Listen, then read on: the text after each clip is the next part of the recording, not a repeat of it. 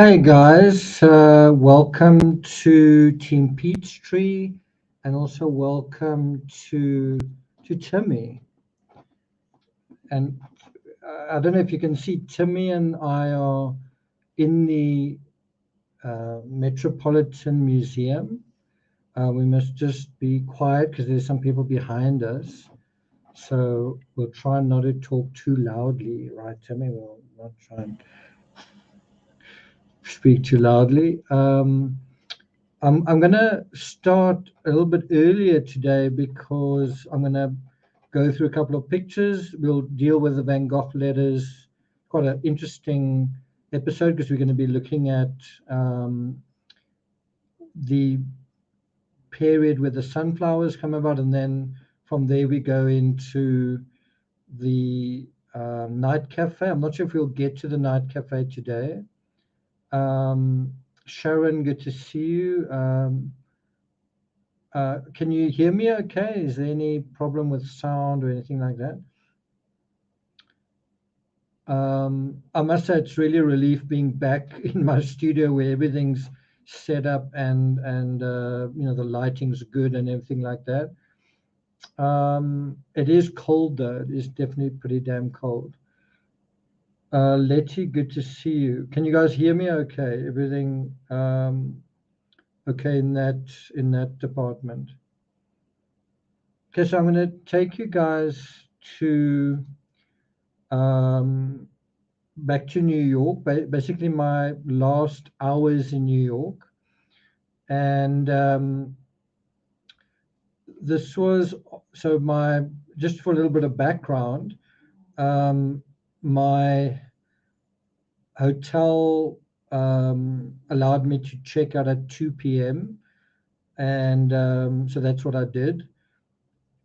And then I walked from my hotel to meet two friends of mine, not Stephanie H. And John, but another couple. And so I had to walk from basically Midtown to the Met, which was about 4 kilometers. You might say, well, why not take a taxi? Well, because earlier that morning I'd walked around. I'd walked around Lower Manhattan, and I probably walked about 6 kilometers. So I was kind of sorry. I'd caught an Uber to Lower Manhattan, which dropped me 20 blocks short of the World Trade Center. So I'd walked 20 blocks, and then I ended up anyway.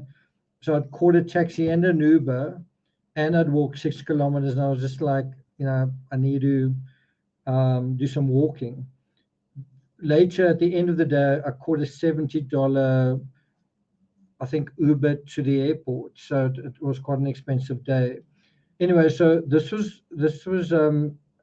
photography that I took on the way to basically Central Park and the Met. And obviously, this is my second visit to the Met. And I mean, just look how beautiful these textures are. The textures of the clouds, the textures of the buildings. I do often wonder what would Van Gogh have made of, Manhattan.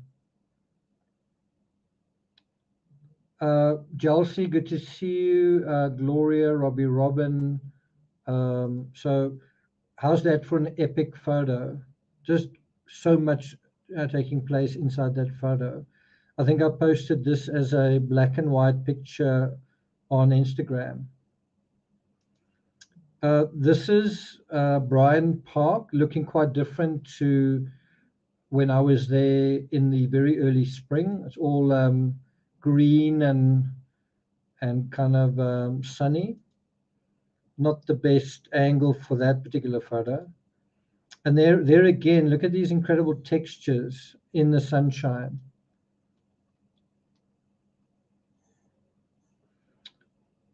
Okay.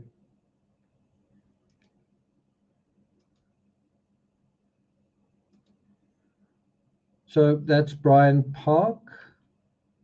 And we actually went up into this building, Stephanie H. and John and myself, and we kind of had a little bit of fun in this sort of area at night. It's quite cool. This is just, again, I was like speed walking, NBC Studios, Radio City. Look at some of these skyscrapers, just how they've shaped some of them. It's quite incredible. Can you see how this one is sort of tapering to the top? Look at that. Pretty incredible, right?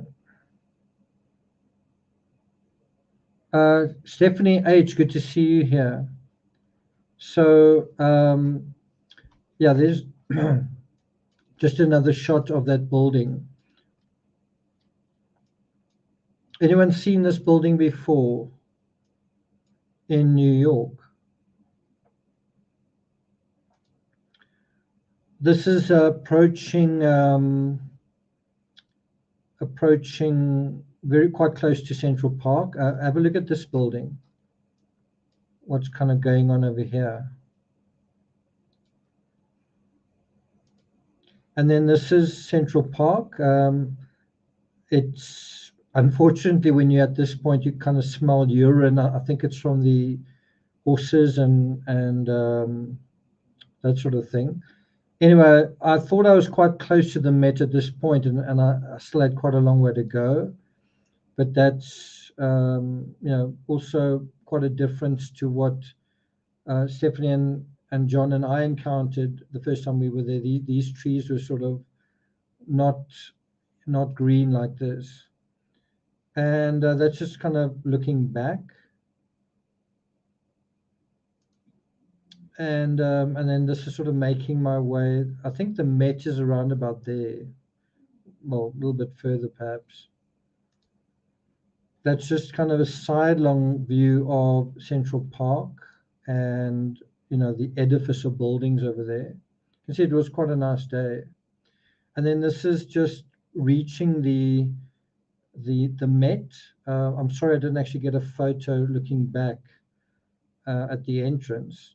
But so this was the exhibition that we wanted to see, and it was the cypresses. I don't know if you guys can read that. It says, Van Gogh had an uncanny knack for getting to the root of the matter, folding his initial thought on cypresses into a letter of April 1888. From the south of France, the Dutch artist seized up the potential he foresaw and famously realized of picturing the region's distinctive evergreens under star-strewn night skies or above golden fields of wheat. And obviously, arguably his most famous painting of all, Starry Night, also features a cypress. In other words, you could include Starry Night in the cypress, collection. Do you guys agree with that?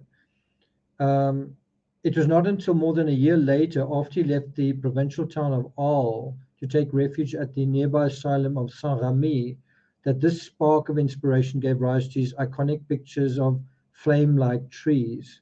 So, although he wanted to paint the cypresses, he only really got going with that the following year. And by 1889, he was really coming into his own as the artist we know today, right? Well, Stephanie says my avatar pic is from Central Park. Following the arc of Van Gogh's progressive exploration of the towering evergreens as they gained ground in his artistic thinking, this thematic survey retraces his long-standing preoccupation with the motif.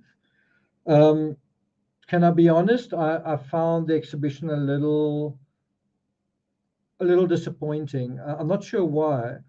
I think one reason was I'd seen a lot of the paintings before. I think another reason was possibly that it wasn't only cypresses. Yeah. I don't know. I just found it a little underwhelming.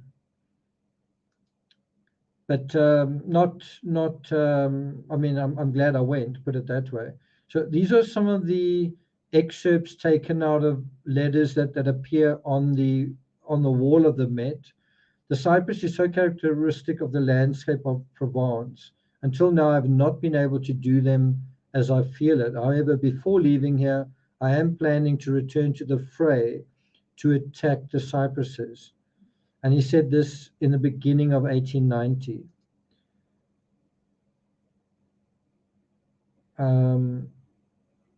Okay. And so we sort of looked at some of the, I don't know if you guys remember that from the Van Gogh letters. Do you remember that? And so, yeah, you're actually seeing the actual sketches that we saw in the letters. You're actually seeing them kind of in real life. Here's an actual letter that was in the exhibition. Again, it's not something we haven't seen before. Shall I bring it up like that?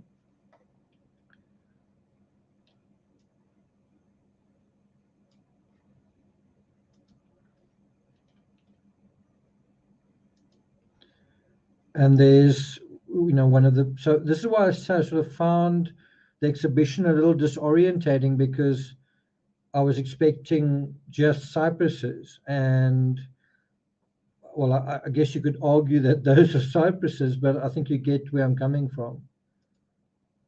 And so, for example, there were a lot of this sort of thing, but I mean, again, in the background are cypresses.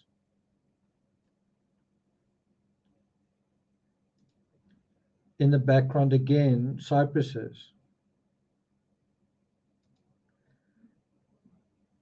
And so I want you to look very carefully at this particular picture. I'm going to put it on full screen. I want Timmy's just had a nice old fart, getting very comfortable on his master's lap. I want you to just have a look at the technique here. Have a look at the style of brush strokes, just the way that he goes about this, right? And then I want to show you that. Do you think that what would you say about the one and the other one? Do you think this is I'm going to give you three options. The one option is, the first option is the second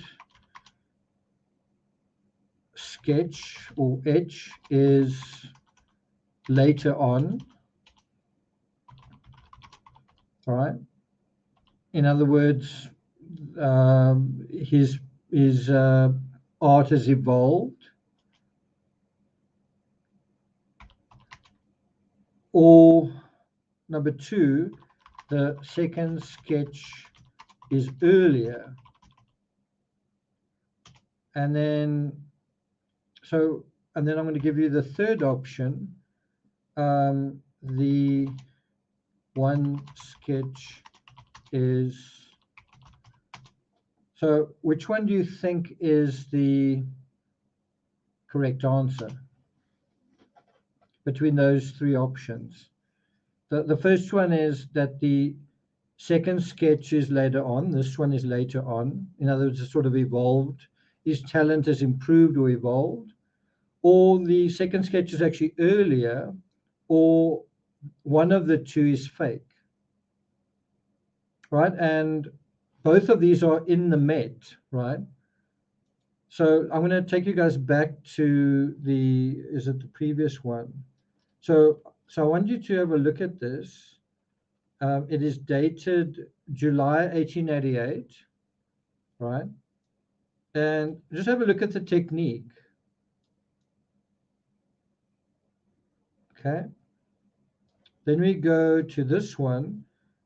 Sorry. Go to this one, which is also July, August 1888, supposedly around the same time, right? July, August 1888 and July 1888. Okay. Do you agree that they look quite different? Do Do you agree that they look quite different? And so my question is, again, is the second sketch later on? And I think the obvious answer is that there's not much difference in time-wise for the art to really have evolved. So is it really one or two, or it's a fake?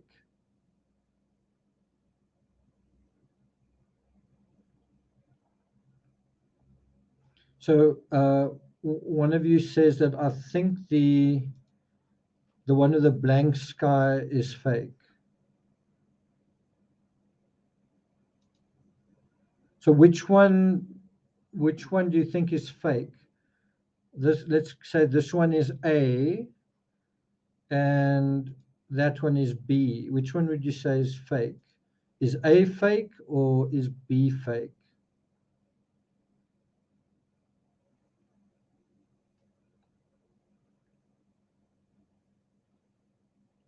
Is A fake or B fake, or are they both just different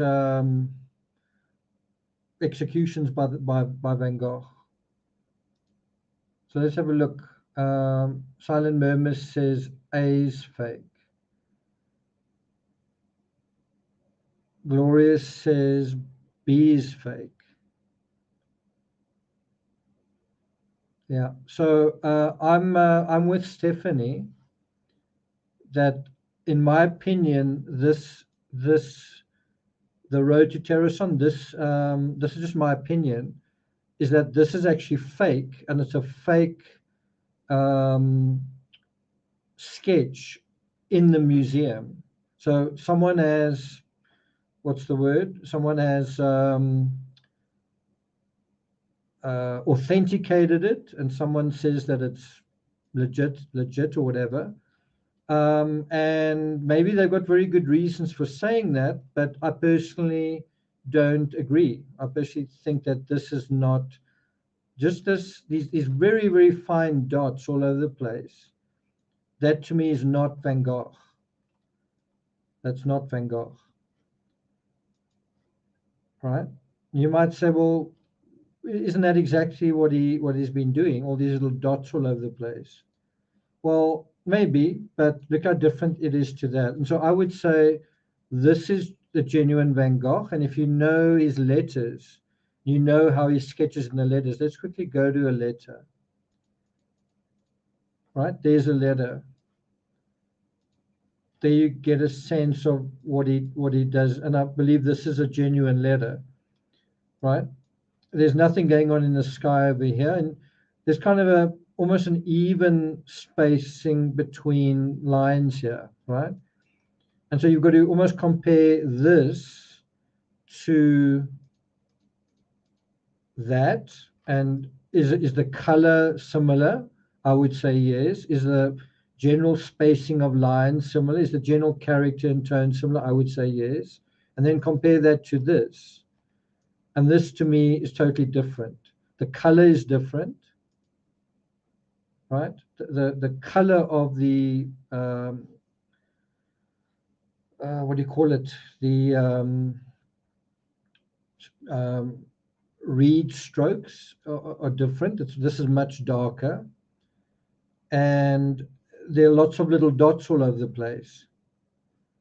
And if you look at this, there are dots here that are quite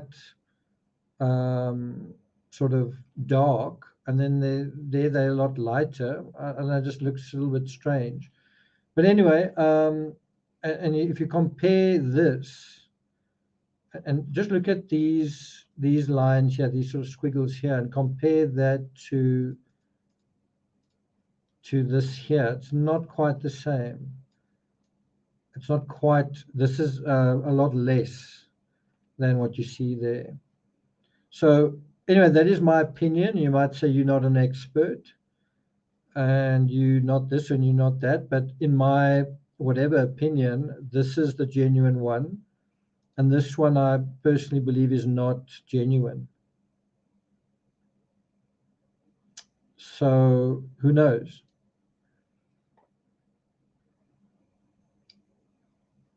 And so anyway, so here is another garden at all. We've seen this in the letters that we've dealt with. These really aren't, to me, Cyprus type paintings. I don't know if you guys remember this one. We dealt with this one in in some of the letters that we've already dealt with. And you can see it's July 1888, right? So this is actually seeing these actual paintings that we've been dealing with in the letters, and that definitely was quite, I thought, quite worthwhile, even though I'm not a terribly big fan of these particular paintings. And that's kind of why I felt, in the one sense, I thought, well, bonus, I'm getting to see some paintings that I haven't otherwise seen. But on the other hand, they're not the best Van Gogh paintings I've ever seen. Yeah, you can see this lady is sort of looking at other Van Gogh letters and sketches. And you can see it's quite a lot of interest in Van Gogh, but nothing like when we were there looking at like the Museum of Modern Art. We had absolutely packed rooms.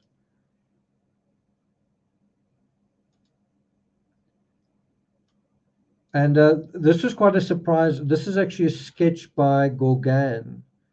And it's, yeah, so it was quite interesting seeing that in this collection. Okay.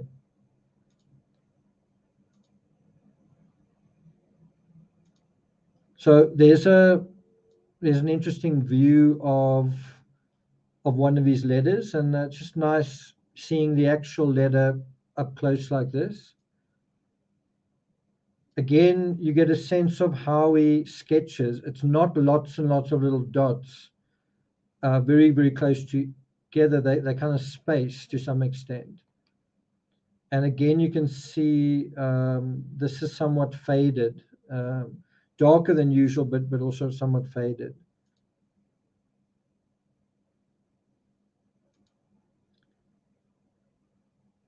The Public Garden, October 1888. I think Paul Gauguin was in Arles by this time with Vincent. And this painting really surprised me. Just look how different this is obviously long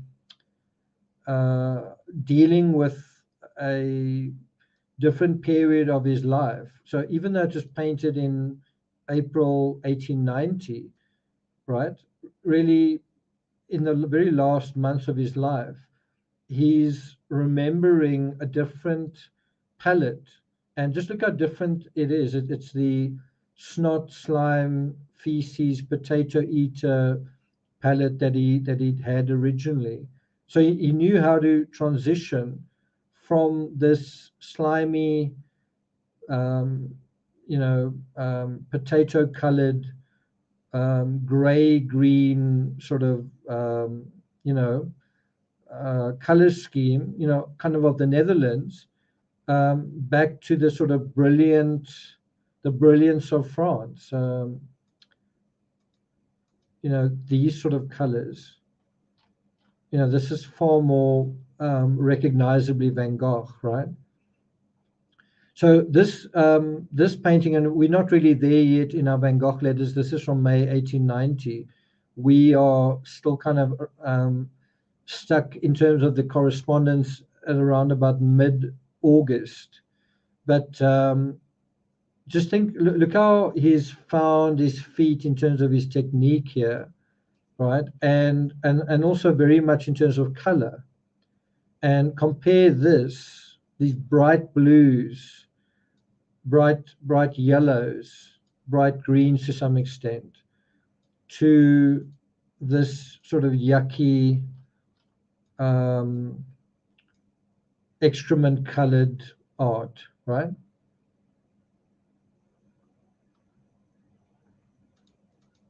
So what does he say here? The landscapes with the cypresses are that wouldn't be easy. It requires a certain dose of inspiration to do beautiful things.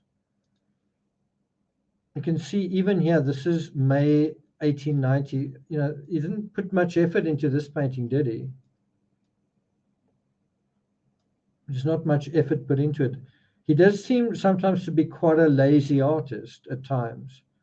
There's really not much going on in this particular picture compared to this one, where there's so much texture, there's so much sort of movement, and there's so much emotion, right? There's so much going on. There's so much sort of rippling energy right throughout this entire picture, right? So much sort of whirling, sort of vibrating energy. And then you go to this one and it's just kind of flat. It's almost like a cartoon. Seems like he painted this on an off day. Do you agree? And then you also have this, which is almost, although it's painted in 1889, it's kind of a similar palette in a way to that. So what I mean is, look at these sort of slimy colored clouds, right? It's especially this sort of color here, which he then, I guess you could say it's some sort of olive color, which he then kind of revisits here, the same sort of color. It's almost like he's saying, maybe I shouldn't go so bright, right?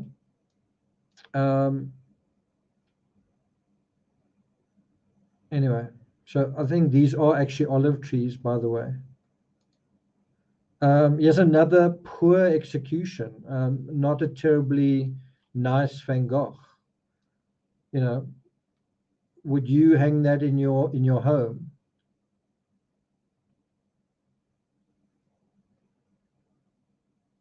Yeah, that was a wagon with people in it.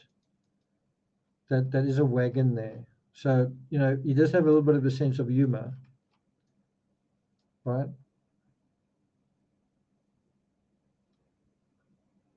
Okay, so that's just kind of a broad look at, I guess, the exhibition. And this is what's quite interesting with this picture is it sort of predates the cypresses. You can get the sense that he's starting to get a sense of what he wants to do, but he hasn't quite figured it out yet. It's not a very good photo. That's maybe a better photo.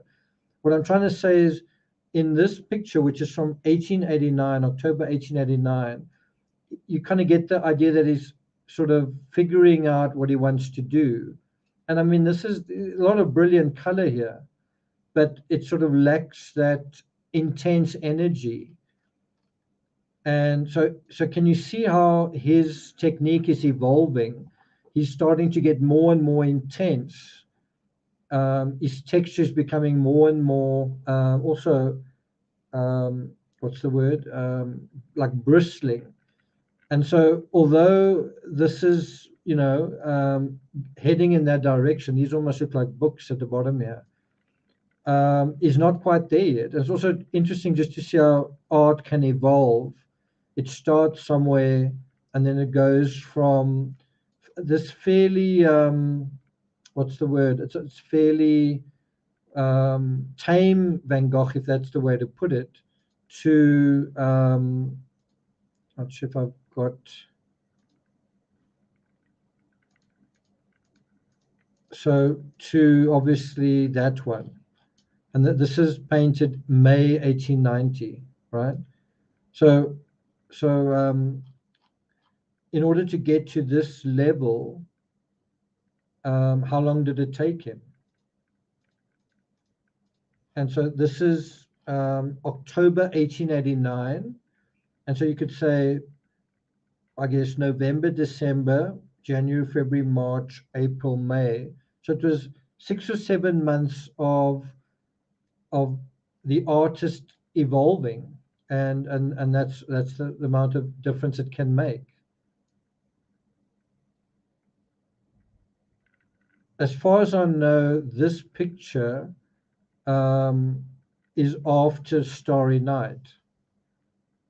This picture is after Starry Night.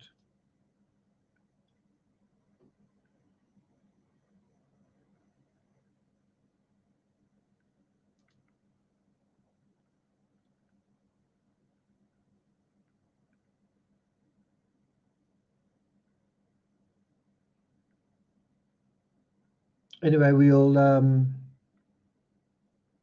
we're getting a little bit ahead of ourselves right now.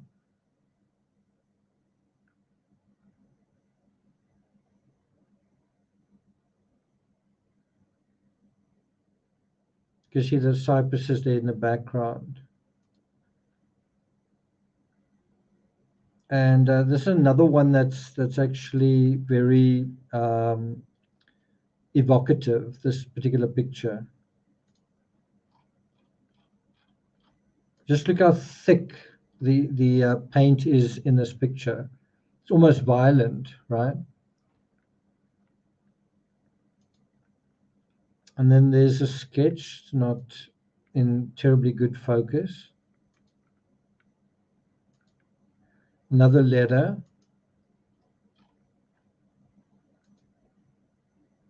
Just his handwriting. It's almost illegible in a way.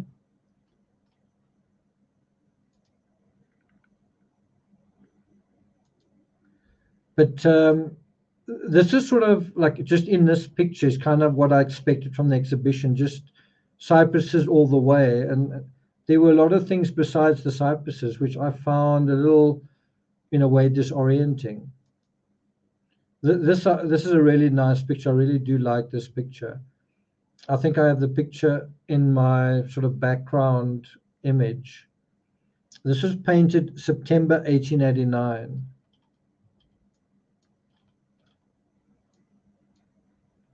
I mean, I really like the clouds and just how he puts everything together.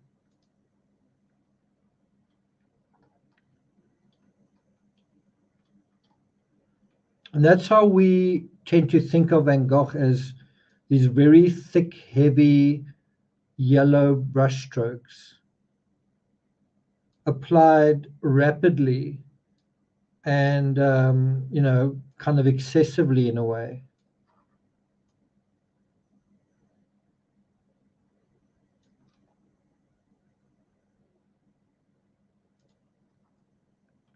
And so you get a sense just of how thick this paint is when you move slightly to the side, and you get a sense of the shadows that the lighting is creating on these little mountain ranges of paint.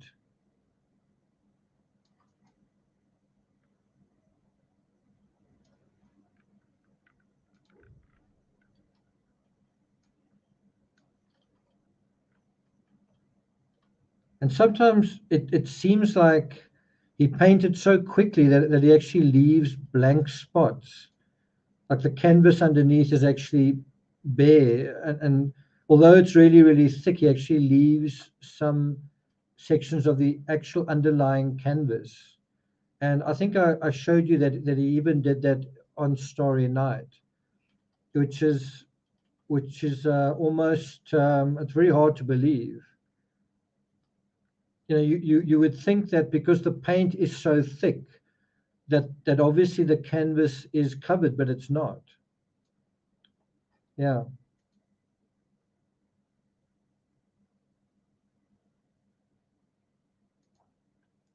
So he says, as for ideas, I have no others except to think that a wheat field or a cypress are well worth the effort of looking at them from close at hand. Do you know what he's saying? What he's kind of talking about here is he's um, every day. So let me just bring myself back a little.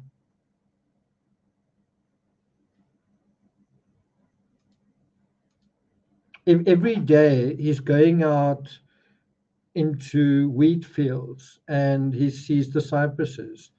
And the challenge that he kind of has is to see them in a memorable way. Like, how can I express these trees that I see every day in a way that's not every day, in a way that's memorable, in a way that's going to make an impression, in a way that's going to stir the emotions. How can I do that? And I guess it's a little bit like me going into America and all of you know America, and all of you have seen America. And I mean, think about it. He's a Dutchman traveling through France. I was a South African traveling through America. And how can I show you America in a way that may be different for you, right? And I mean, one way is black and white. Another way is in terms of the crime scenes that I visited. Well, what angles haven't we seen? And so one perspective would be you turn your back on the house or whatever it is, and you look the other way. And what do you see? And because you often the media only look in one direction, and you don't really kind of get a proper sense of context. And so that's what he's saying as well. I'm trying to think. He says, as for ideas, I have no others except to think that a wheat field or a cypress are well worth the effort of looking at them from close in hand. He's trying to find a different way to express them. And he does. He succeeds. So here is like a painting just with cypresses in them, and just look at the movement in this picture.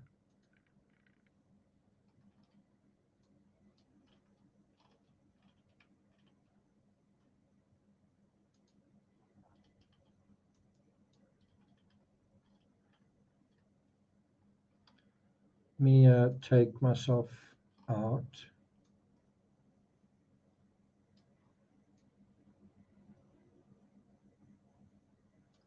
And I don't know about you, but up close like this, I sort of feel like I've gotten lost. You know, how could you possibly paint a coherent picture out of this sort of finger paint mess?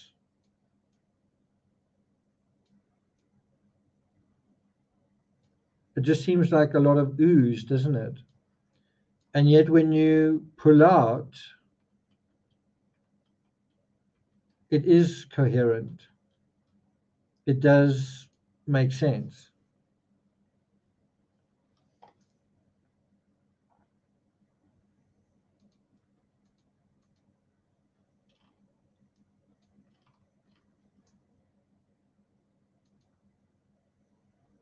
So that was painted June 1889, about a year and 1 month before he died.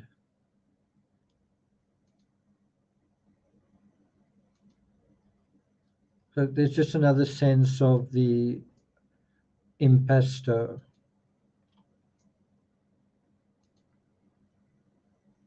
And there is Starry Night again. Okay, and I think we're going to stop there and sort of deal with the letters. We're going to sort of, deal with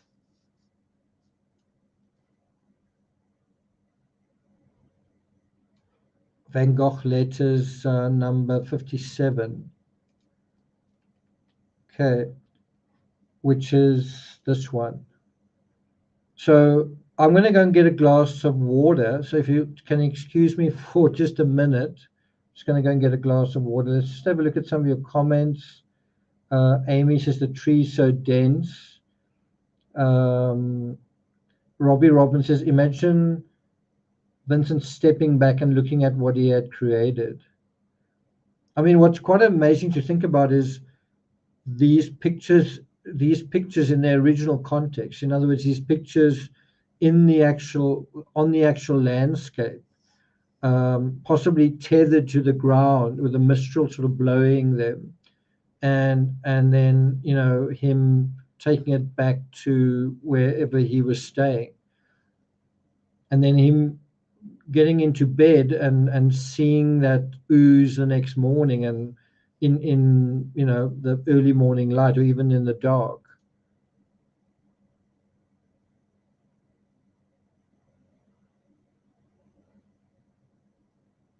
Yeah, so thanks a lot. Stephanie's provided a link. So I'm gonna, as I say, go and get a glass of water. if you guys like, you can read along by yourselves just for a few seconds, maybe a minute, and see if you can come up with a sentence that you think would make a great title for Van Gogh Letters 57. Anyway, I'll be back in a second.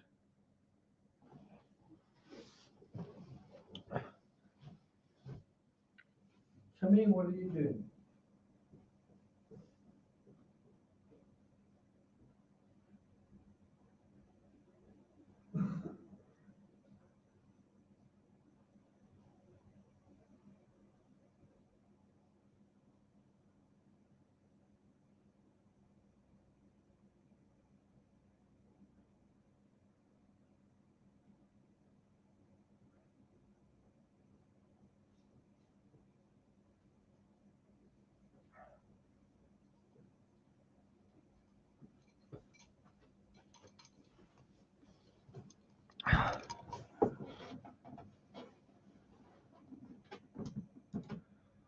Okay, I'm back. Lynn Lippy says Van Gogh does not seem patient enough for pointillism. Interesting comment.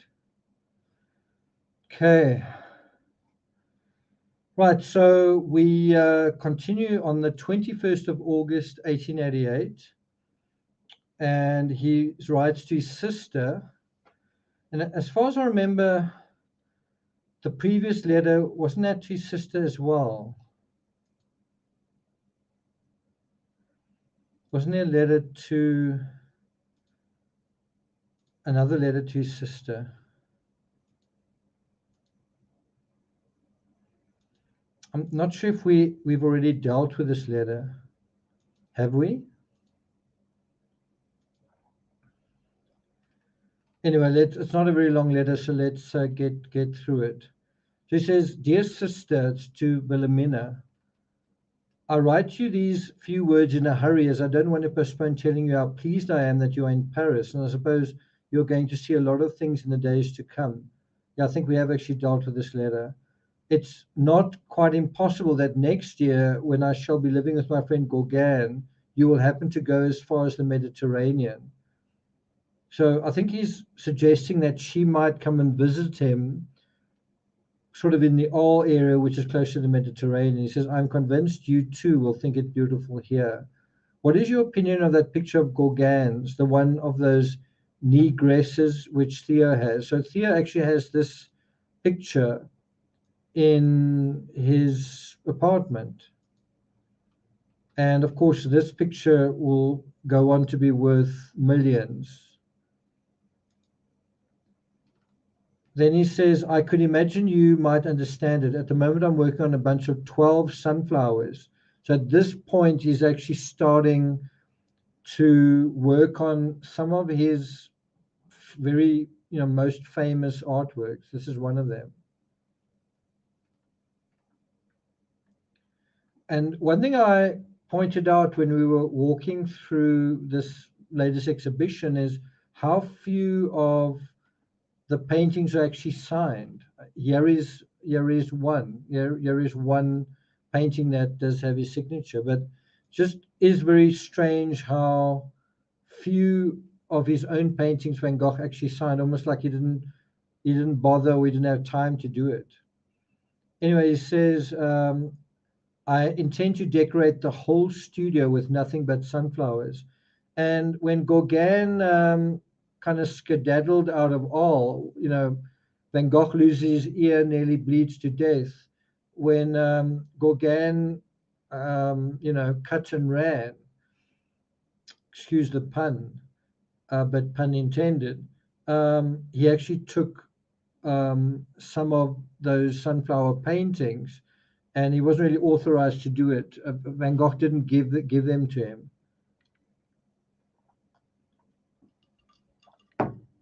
Anyway, we'll deal with that. It says, "I hope you'll go often to the Luxembourg and also to go see the modern pictures in the Louvre." So yeah, he's actually exhorting his sister to go and look at art in a museum. He says, "So that you'll gain an understanding of what a Millet a Jules Breton, a Dubini, a Corot is.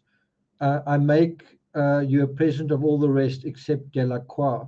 And so what is I found very interesting when I went to the art museums with Stephanie H and Stephanie L and their partners was we would see not only Van Gogh but his contemporaries as well. The people he's talking about, you'd see the art as well, and then you kind of get a sense of just how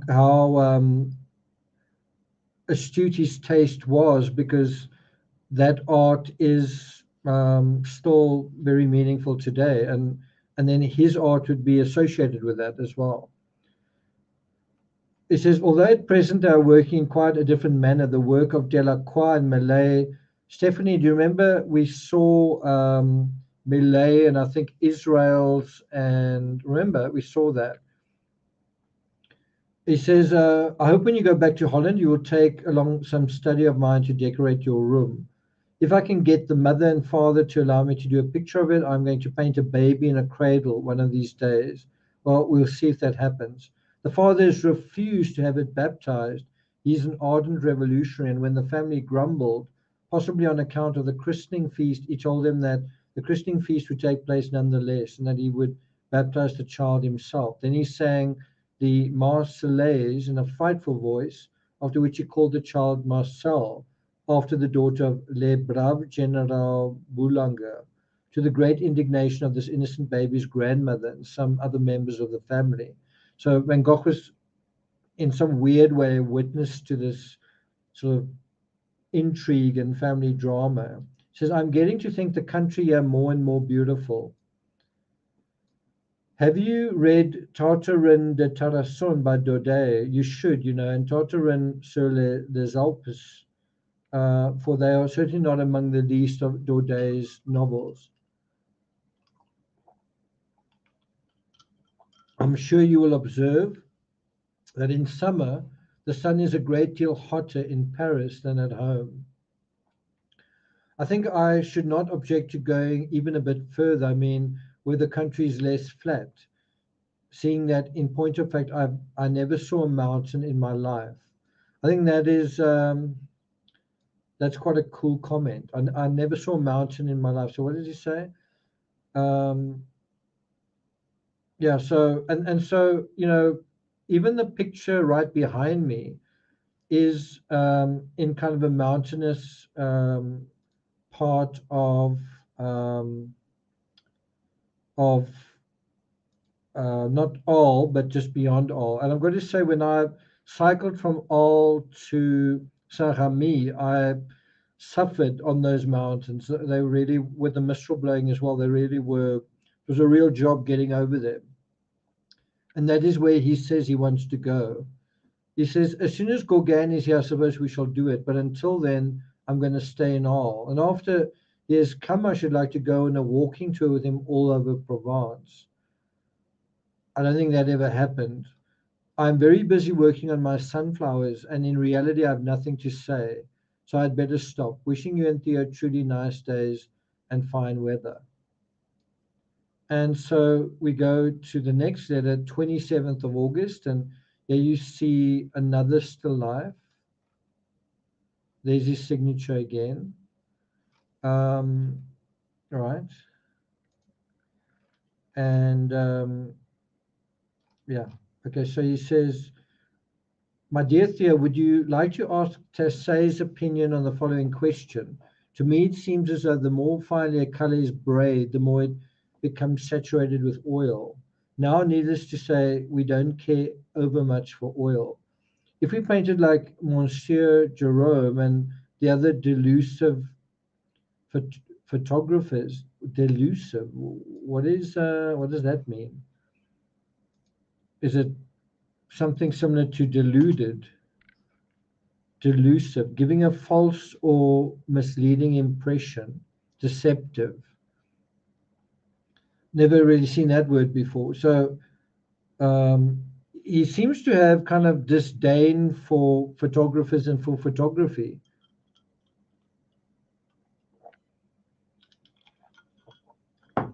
And so he seems to be trying to differentiate his art from, like the smooth, flat surface of a photo.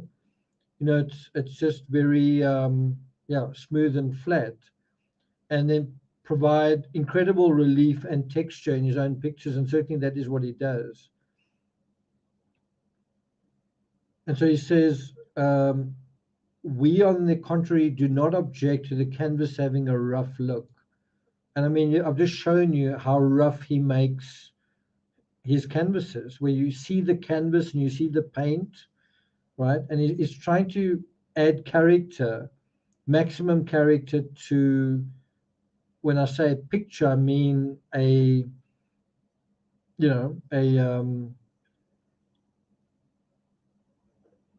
square or a rectangle with colors on it, which is painted, as opposed to a square or a rectangle that is the photograph of that time. He's trying to really, in a way, compete with photography, but he's trying pretty hard. Can you see that?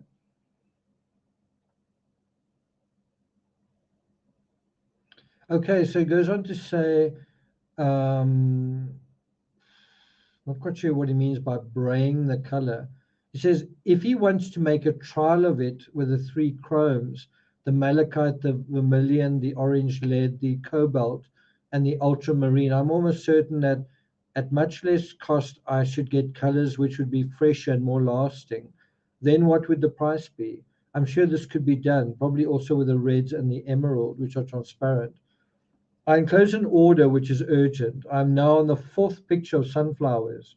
Wow, he's definitely prolific, right? He's definitely painting with urgency. He's definitely kind of, what's the word, getting into gear, but also motivated and energized, right? He says this fourth one is a bunch of 14 flowers against a yellow background, like a still life of quinces and lemons that I did some time ago. Okay, so I'm not going to look at that again. He says, only as it is much bigger, it gives a rather singular effect. And I think that this one is painted with more simplicity than the quinces and lemons. Do you remember that one day we saw a very extraordinary Manet? And by the way, I think when we went, so on my last day, in my last hours in New York, we went from the Met to the Guggenheim, which is further up the road. It's kind of around the corner, or just up the road. And there we saw Monet, Manet, Picasso, and so on, Degas, and so on. I'll show those to you a little bit later. He talks about some huge pink peonies with their green leaves against a light background. So this is a Manet. And so this is what, I find this quite incredible. What Van Gogh is trying to do is do Manet's version of this. Van Gogh is trying to do his own version of this kind of thing, but just with sunflowers. So it's not just that Van Gogh said, okay, I'm going to paint sunflowers. He's kind of, in a way, appropriated the idea from Manet, and he's decided, I'm going to make it just yellow, yellow, yellow, right? And you can see it is the same basic setup. It's a pot with flowers, and there you go. I don't know if he's going to have a flower on the ground like that. But in a way, I think this is, in a way, better execution than some of Van Gogh's flowers. I mean, compare that to that. Which one's better? I don't know. I somehow think that that's better. Just in terms of technique. Anyway, it says,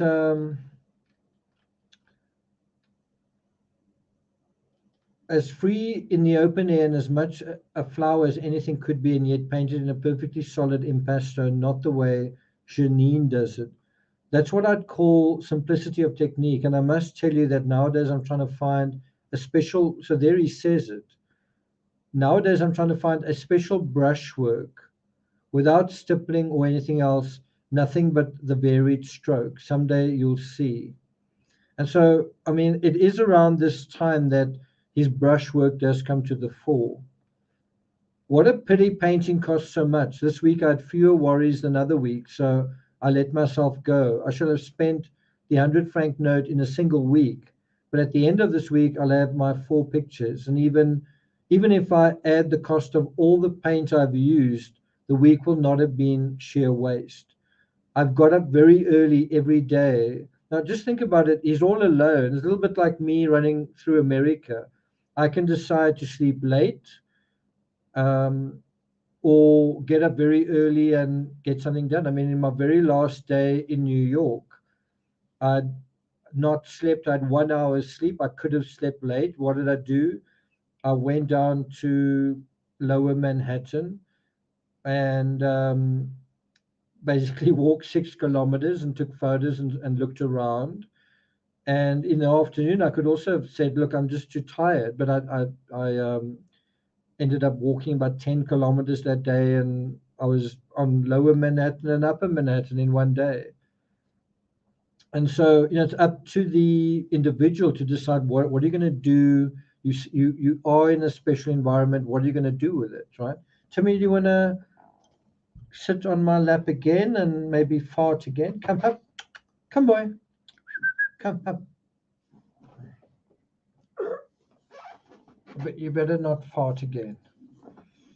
I know you're comfortable and happy, but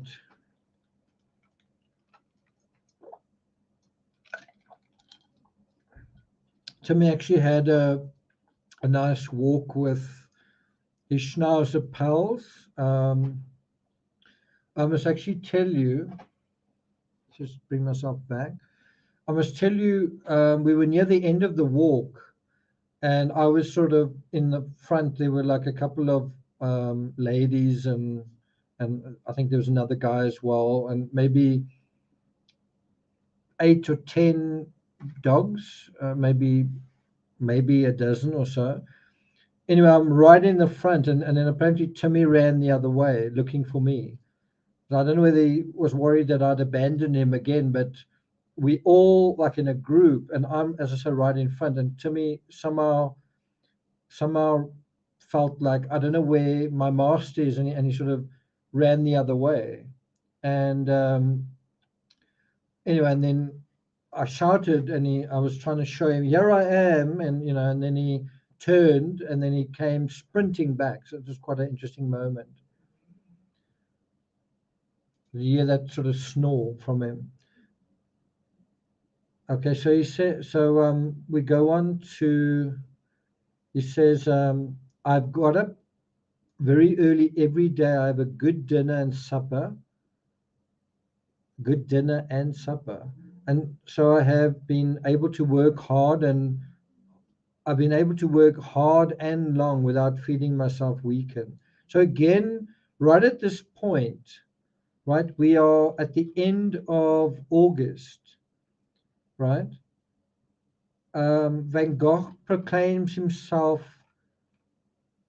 in robust physical and mental health. He is doing really well. He's working hard and long, and he's not feeling weak. So now we are at the end of August, right? And bear in mind, he loses his ear at around about Christmas time in December. So what happens between September, October, November, December, 4 months that precipitates his decline? This incredible decline from such strength and health and is motivated and happy, and right. What changes? How does he have this sort of precipitous decline, right? Do you think that he just catches a cold, or he gets depressed, or he sort of just suddenly becomes mentally ill? What causes this decline?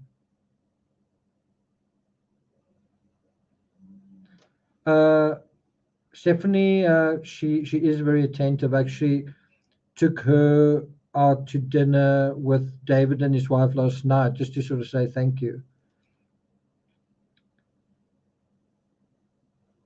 So what do you guys think is the answer? What changes that causes Van Gogh to go backwards so quickly within, we can already say, for less than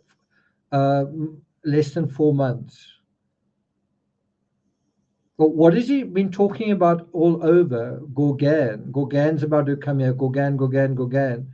So Gauguin is going to be a really bad influence on him.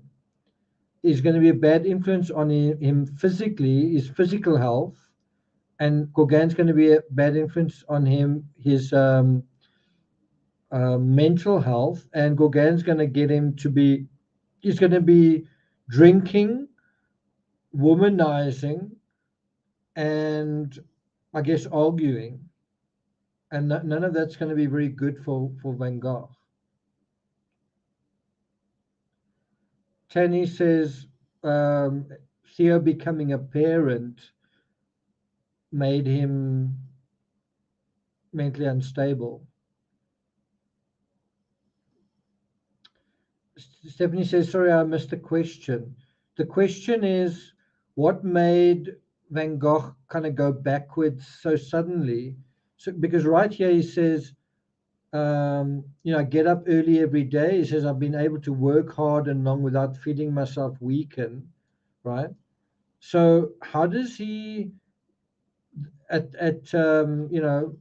August, the end of August, how does he go from being really in robust health to the point where he cuts his ear off or he loses his ear, ends up in hospital, and then he's in an asylum for a year? How does he go downhill so quickly? What's the reason for that? Anyway, in my opinion, it's Gauguin's influence. Anyway, he says, but there we live in days when there's no demand for what we are making. Not only does it not sell, but as you see in Gauguin's case, when you want to borrow on the pictures, you can't get anything, even if it is a trifling sum and the work important. And that is why we are the prey of every happening. And I'm afraid that it will hardly change in our lifetime, but we are preparing richer lives for the painters who will follow in our footsteps. It will be for something. So he's kind of, that's how mentally strong he actually is. He's saying, although I'm painting and there's no one's interested and no one understands and I'm not selling anything, he still has that fortitude, that resilience, that self-belief, that self-assurance that it will be for something.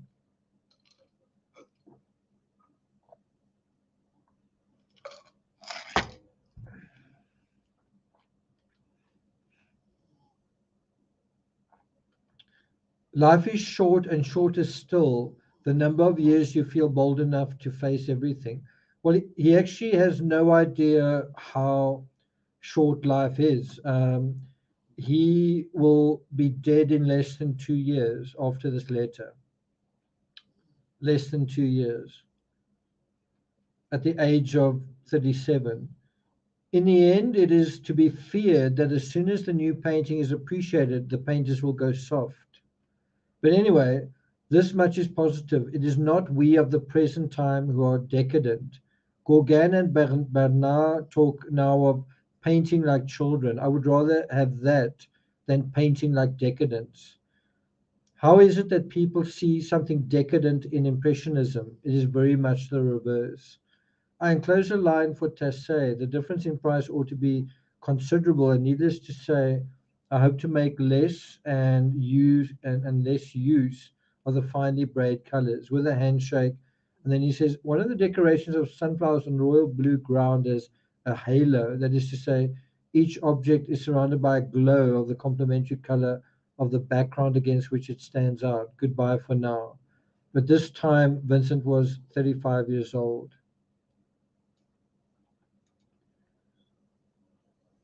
And so on the same day, he writes a short letter to his sister, another short letter to her. Karina says, I think Gauguin caught Vincent in a vulnerable state and brought out his baser instincts.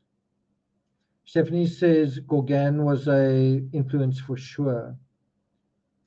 Yeah, don't forget about the syphilis. The syphilis is there. It's kind of what's the word? It's kind of in the background for now. Silent Murmur says, I don't believe he cut his own ear, but was too ashamed to say how it really happened. I'm not sure if he was necessarily ashamed. I get what you're saying. I think it was almost like a Gabby Petito thing where he couldn't, he felt he couldn't afford to tell the truth because his brother then would have said, okay, that's it. I'm not paying for any more of your adventure. Come home or stop painting, whatever it is.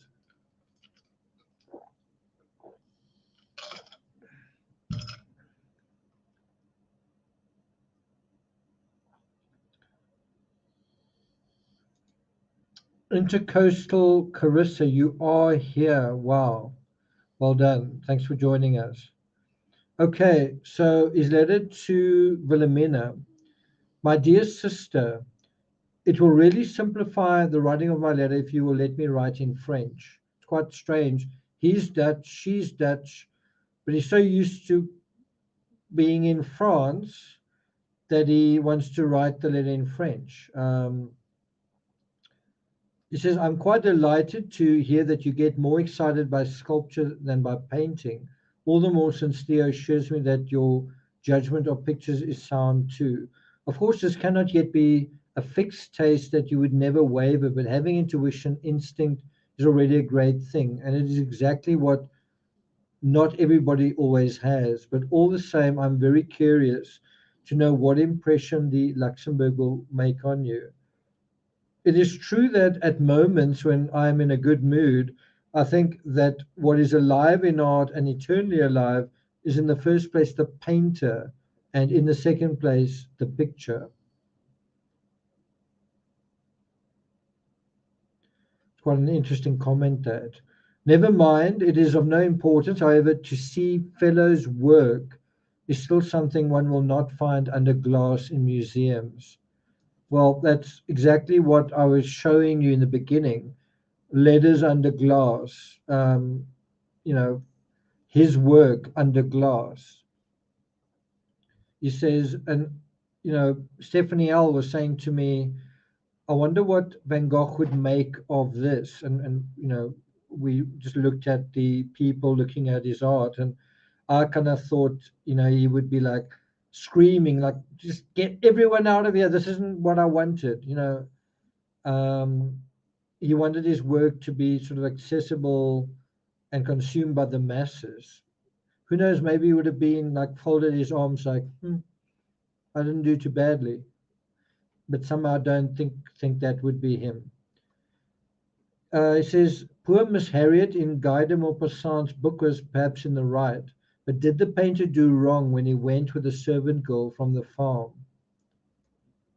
So I think I'm going to use that as the title of this episode.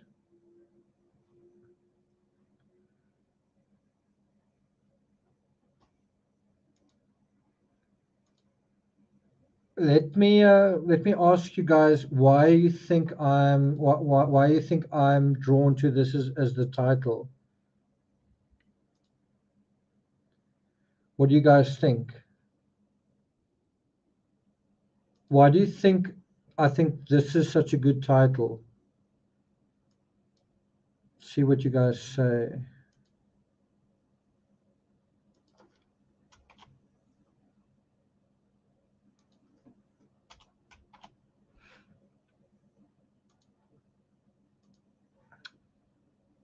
Stephanie says it's quite fitting for this time period. Corinna says his brother would have disapproved. Poor Vincent, always in a position of having to beg for money.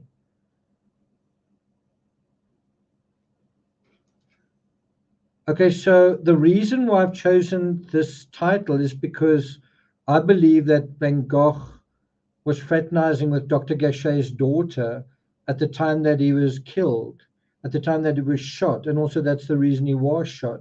And here you have him saying, kind of idly, Did the painter do anything wrong when he went with the servant girl from the farm?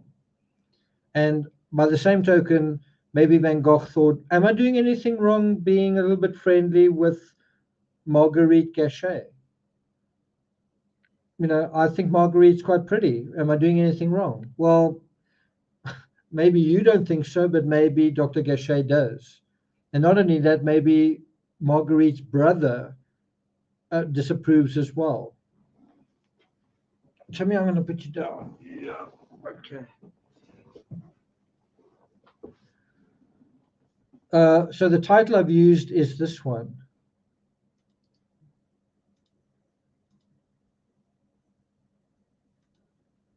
I'm just saying that that's something that he highlights. And I think it's interesting because I think, doesn't he think these same thoughts himself? I mean, he's reading these stories about sexual intrigue and what do they call it, dalliances. And so, do you think he doesn't want to have these experiences? Do you think he doesn't think about them himself? Yeah. So, thanks, Stephanie. I'm glad to see you on the same wavelength. He says there's always some pretty annoying fatality in life. Well, how is that um, a really a really good way of summarizing his death? I mean, that is a euphemism for, I believe, how he died. You know, he's becoming friendly with Marguerite, and damn, now I've got this annoying fatality. Somebody freaking shot me in the stomach. Blah, blah, blah, right? Well, painters die or go mad with despair or are paralyzed in their production because nobody likes them personally. So let me ask you, um, do you get a sense right now that that Van Gogh is mad right now? Like we are now in end of August 1888, and we've probably gone through easily 400-500 of his letters. Have you gotten a sense so far that is irrational, that he doesn't make sense, that he um, you know basically gets extremely emotional, or that he, in his own words, goes mad with despair? Um, so, in other words, what I'm trying to say is we are now running out of time and running out of letters. He's talking about madness. Is he mad? Have we found like symptoms of him being mad yet? Right? Is he another way to determine if someone's mad is he, what's the word, what's the opposite of eloquent? Is he coherent? Is he incoherent?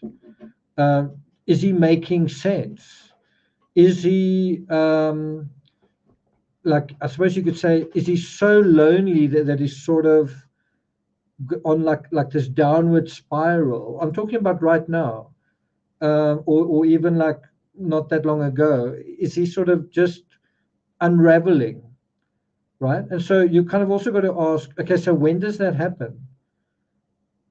If you say Van Gogh was a mad artist who cut off his ear and committed suicide, right? If you say that, then I think you've also got to say, okay, so when did he start becoming a mad artist, or was he mad his whole life? So if you say he was mad his whole life, you say, well, I don't kind of see that in his letters. So when did he go mad? Why did he go mad? How did he go mad, right? Did he go mad with despair? Yeah, he says. Um, he also talks about being paralyzed in their production. Well, I think that's in a way maybe a way of describing him. I think in a way it's a way of describing me, like when I wrote my 100 books. Sometimes as a YouTuber, I feel paralyzed in my production. I'm just working. He says because nobody likes them personally. What do you guys say? Stephanie says he's clearly expressing himself. Intercoastal Carissa says, I think he struggles with his own personal and professional frustrations. He's not necessarily insane or psychotic. Silent Murmur says, I don't think he was mad at that point, but heartbroken and depressed, thinking he never really knew Gorgon. Do you think he's heartbroken right here? I don't think so. I actually think he's quite fine at this point.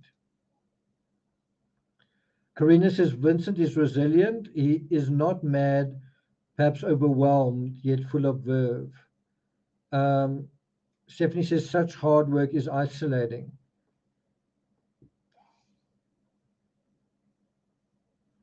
Interesting comment.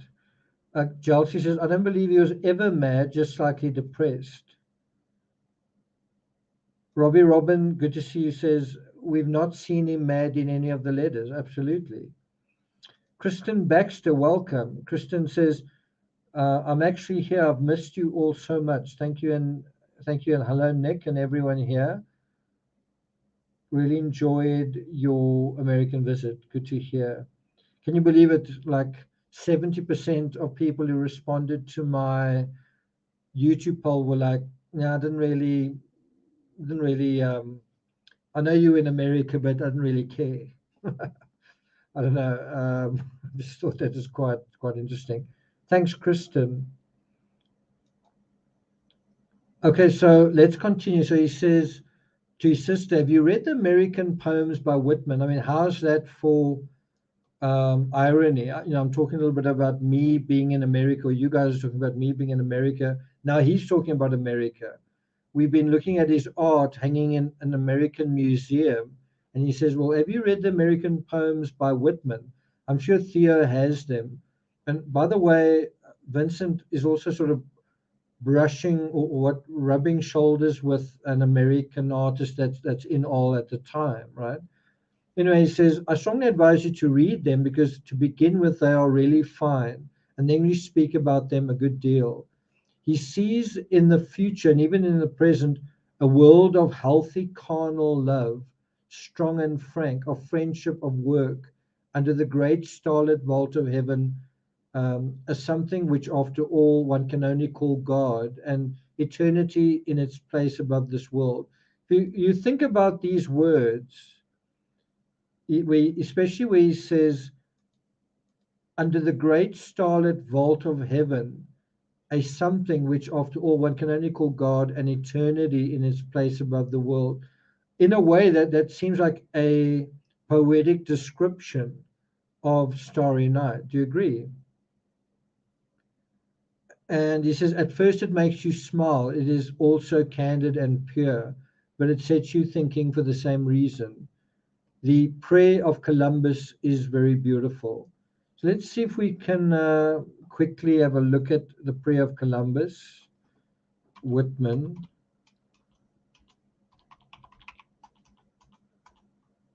Walt Whitman. So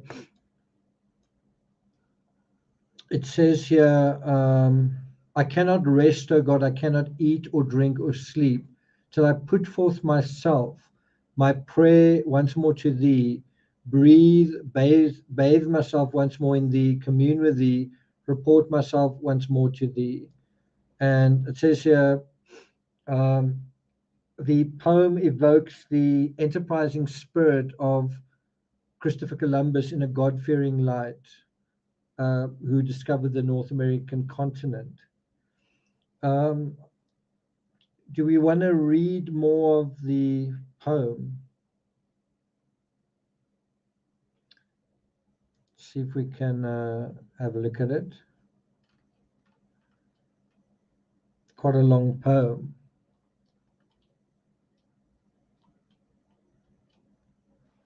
Okay, so I'm just gonna copy the link here, and you guys can read it on your own time if you like. But we'll go through some of it. A battered, wrecked old man thrown on this savage shore, far, far from home, pent by the sea and dark rebellious brows, 12 dreary months, sore, stiff with many toils, sickened and nigh to death, I take my way along the island's edge, venting a heavy heart. I am too full of woe, haply I may not live another day.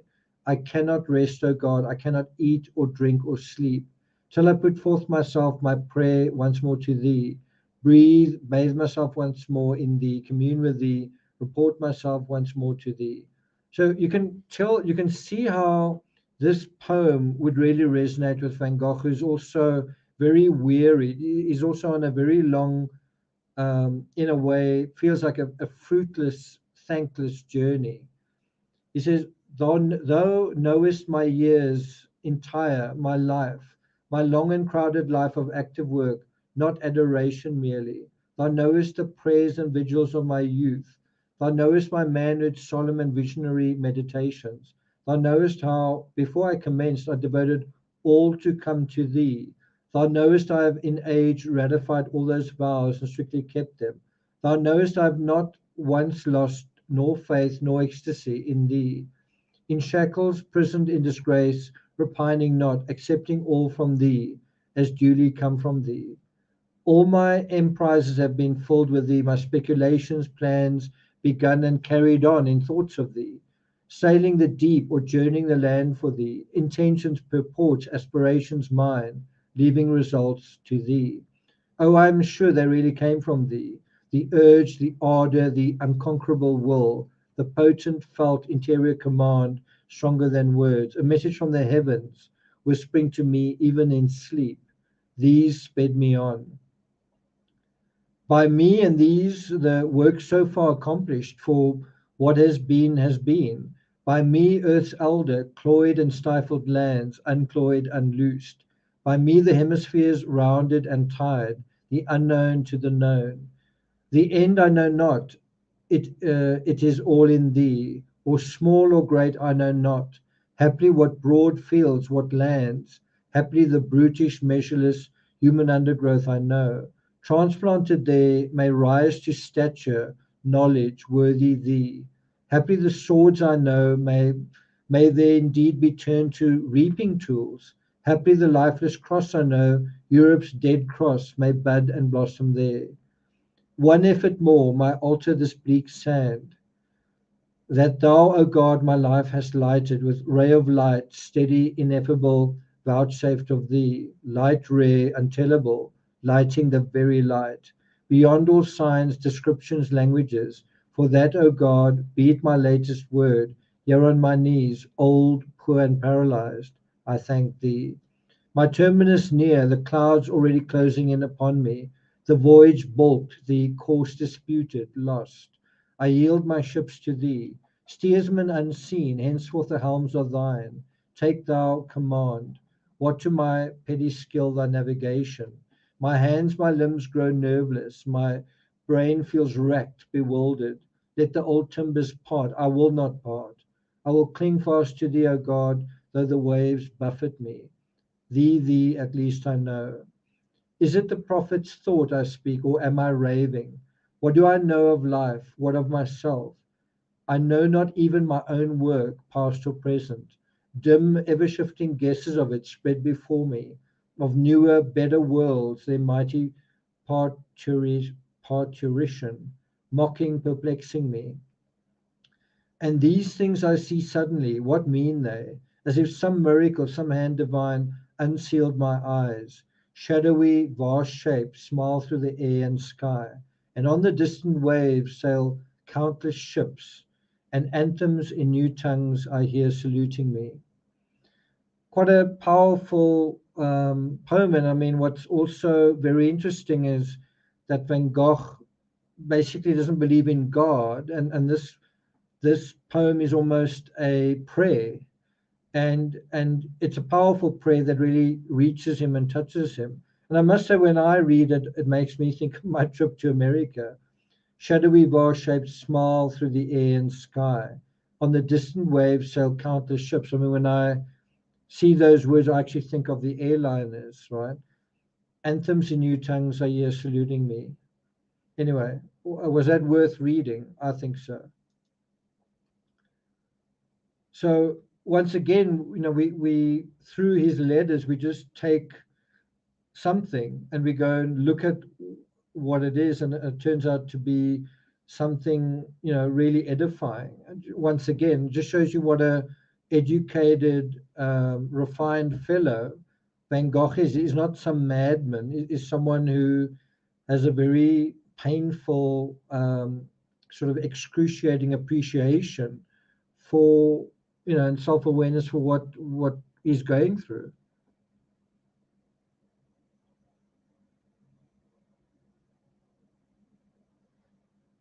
Stephanie says, I wonder how Van Gogh had access to all the books and artists, very well informed.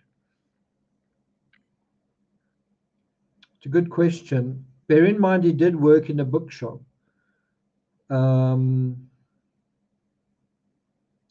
in mind, at night, he didn't have TV or movies or the internet. Um, you know, he was all about writing letters, reading, right? Okay, so let's continue. He says, what is your opinion of the Bunch of Flowers by Monticelli, which is at Theo's, and also of the Spanish Woman by Prevost? These are truly two pictures of the South. I think of Monticelli terribly often here. He was a strong man, a little cracked, or rather very much so, dreaming of the sun and of love and gaiety, and always harassed by poverty, of an extremely refined taste as a colorist, a thoroughbred man of a rare race, continuing the best traditions of the past. He died at Marseille in rather sad circumstances, and probably after passing through a regular Gethsemane. Now listen, for myself, I'm sure that I'm continuing his work here, as if I were his son or his brother. We just spoke of the hour of fatality, which seems sad to us, but isn't there another fatality which is charming? In what we do care, and what do we care whether there's a resurrection or not, as long as we see a living man arise immediately in the place of the dead man? Let us take up the same cause again, continuing the same work, living the same life, dying the same death. When my friend Gauguin is here and we too go to Marseille, it is my firm intention to go saunter in the Canebière there and dressed exactly like him, Monticelli, as I've seen his portrait, with an enormous yellow hat, a black velvet jacket, white trousers, yellow gloves, a bamboo cane, and with a grand southern air. And there I shall find Marseillais, which used to know him and when he was alive. And if you have read in Tartarin what fin de brute means, and there will be noise de brute on that occasion. Monticelli is a painter who did the South all in yellow, all in orange, all in sulfur. The great majority of the painters, because they aren't colorists in the true sense of the word, do not use these colors there, and they call a painter mad if he sees with eyes other than theirs. Well, there you have it. And I think that is so true. I think that is because Van Gogh saw things in a particular way that was, in a way, different, but you could also say incomprehensible. People say, you know what, I don't quite understand what's going on, he's mad, right?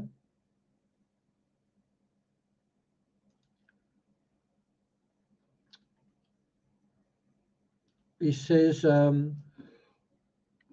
sorry. Oh.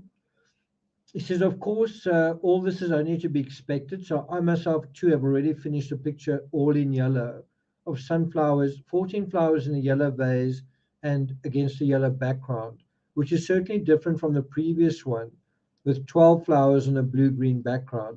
And I expect that I shall one day exhibit the former at Marseille, and then there will be some Marseillais or other who will remember what Monticelli said and did in his time. Did Theo show you the tansy? It is very beautiful. Enjoy yourself as much as possible. I embrace you in thought. Yours, Vincent. Okay. So I think we're going to do one more letter. I'd like to get out of August, but so let's do two more letters that'll get us out of August. Right.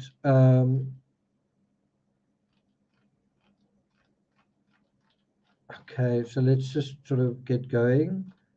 What do you guys say? Gloria says, anyone who sees with eyes other than the masses is usually considered mad. Okay. My dear Theo, many thanks for your letter and for the 50 francs note it contains. Certainly, it is not out of the question that later on our sister might come and live with us. It speaks well for her taste that she likes sculpture. I was very glad to hear it. Painting as it is now promises to become more subtle, more like music and less like sculpture. And above all, it promises color. If only it keeps this promise. Well, that would certainly be true, especially of his art and Gauguin's art. He says the sunflowers are getting on. There is a new bunch of falling flowers on a greenish yellow ground. It is exactly the same effect, but in a larger size. A 30 canvas as the still life with quinces and lemons, which you already have, but in the sunflowers, the painting is much more simple.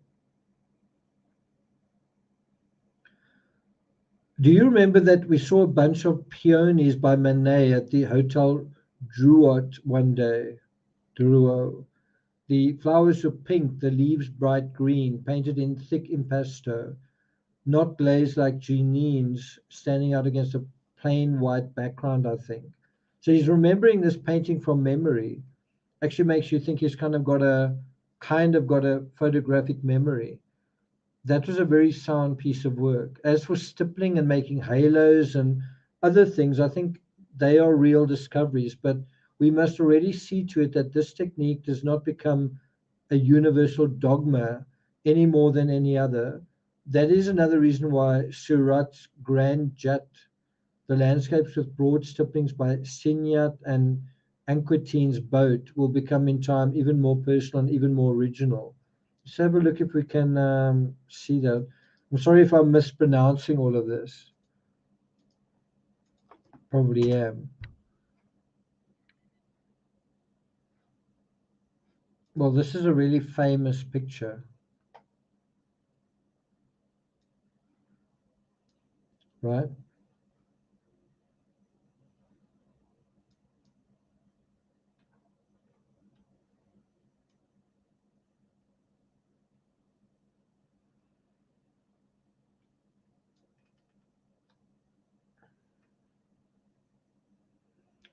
See, one of the things that makes this picture so memorable is the spaces between the figures.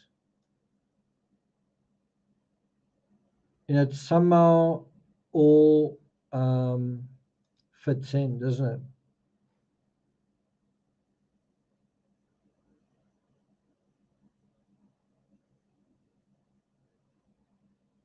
Kind of perfectly balanced in a sense. So that's what he's referring to. About my clothes, certainly they were beginning to be the worst for wear, but only last week I bought a black velvet jacket of fairly good quality for 20 francs and a new hat, so there's no hurry. But I consulted that postman I painted who had often furnished and refurnished his little home, moving from place to place, as to the approximate price of the necessary furniture. He said that you could not get a good bed here which would last for less than, excuse me, which would last for less than 150 francs if you want to get something substantial, of course. However, that hardly upsets the calculation that by saving the money spent on lodging at the end of a year, we should find ourselves in possession of some furniture without having spent any more during the year. And as soon as I can, I shall not hesitate to do it. So, once again, I just want you to almost step back from what the specifics of what is being said here and just ask yourself, yeah, you've got a individual who's talking about furniture and um, you know the economics of buying furniture in a way that'll make sense, right? And ask yourself, is this guy mentally unstable? Is this guy mad? Is this guy, And the flip side of that is, isn't this guy actually pretty intelligent, practical, sensible? I mean, compare the writing of this letter to almost any other person that's out there. If you had to ask any other person, would you mind writing a letter just about your thoughts? Do you think they would be as coherent as this?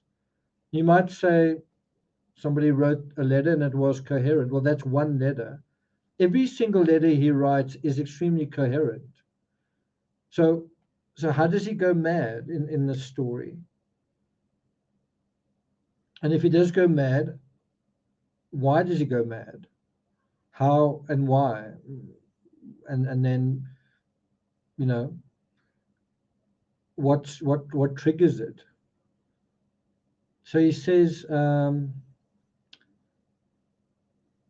if Gorgan and I do not take the opportunity to fix ourselves up like this, we may drag on year after year in small lodgings where we cannot fail to go to seed. So he's imagining that he's going to spend year after year with Gorgan, and in the end, they're only going to spend about 2 months together, right? He says, I've pretty well done that already, for it has been going on for a very long time. And now it has even ceased to be unpleasant, and perhaps at first I shall not feel at home when I am home.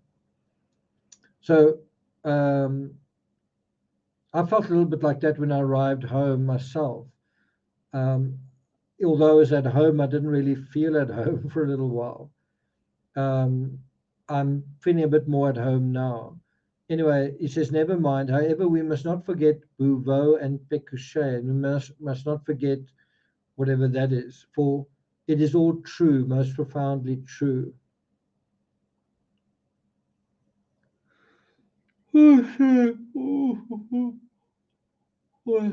One reason why it's sort of hard to feel at home is when I left it's quite warm, and I'm struggling to.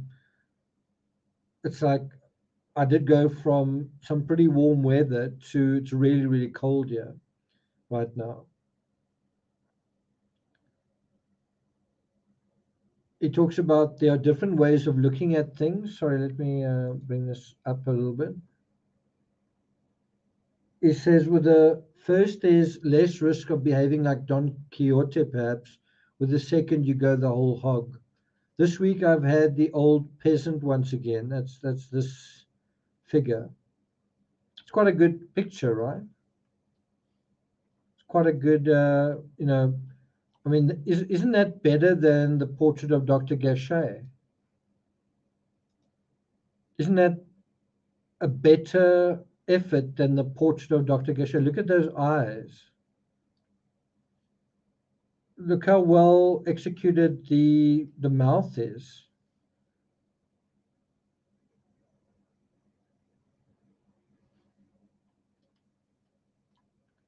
Do you agree? Okay. Karina, I will go to sleep. I just want to quickly finish these two letters. Oh, McKnight. So McKnight is the American. McKnight has left at last. I'm not sorry. His friend, the Belgian, did not seem very upset either when he came here yesterday to tell me, and we spent the evening together. He has very sensible ideas, and at least he knows what he wants. At present, he is painting a kind of timid impressionism, but very orderly and very exact. And I told him that it was the best thing he could do, because although he would lose 2 years perhaps suppressing his individuality, yet it is as necessary to have a regular course in impressionism now as it was formerly to have a course in a Parisian studio. He agreed with this entirely, just because in this way you offend no one and cannot be accused afterward of knowing nothing about the problem. He's seriously thinking of going to paint the miners of the Borinage, and if he is still here when Gauguin comes, it is not impossible that we will ask him to do for us in the north what we would do for him in the south. That is, do our utmost to enable him to live more cheaply than he would do alone. Goodbye for the present, ever yours, Vincent. So can you see Vincent's kind of a man on a mission? He's got quite a few big ideas.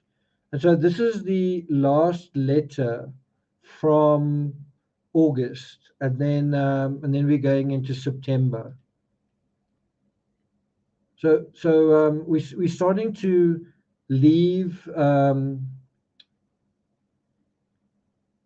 We're starting to leave summer in France, and so he's only going to have 2 summers left. I don't know if you could say that he completed the summer of 1890, but he's arguably just got one complete summer left, and he'll be in the asylum for that summer. And so time's starting to run out for him. He says, "Dear Theo, I shall have to pay my rent on September 1st. Liesel, good to see you here. I'm sorry I missed you in Denver, Boulder, and wherever, but maybe next time." Hooray, I got a notification. Hi, everyone. Thank you for this live. Thanks for being here. Yeah, he definitely had too high expectations. Okay, so he says, "My dear Theo, I shall have to pay my rent on September 1st, and if you could send the week's money the day you get your month's back, could pay the rent on time, then the outlay would be spread over 2 weeks. And if you could send the money on Sunday by letter or by a telegraph order, I should not be sorry to gain a day in this way." Thanks, Karina.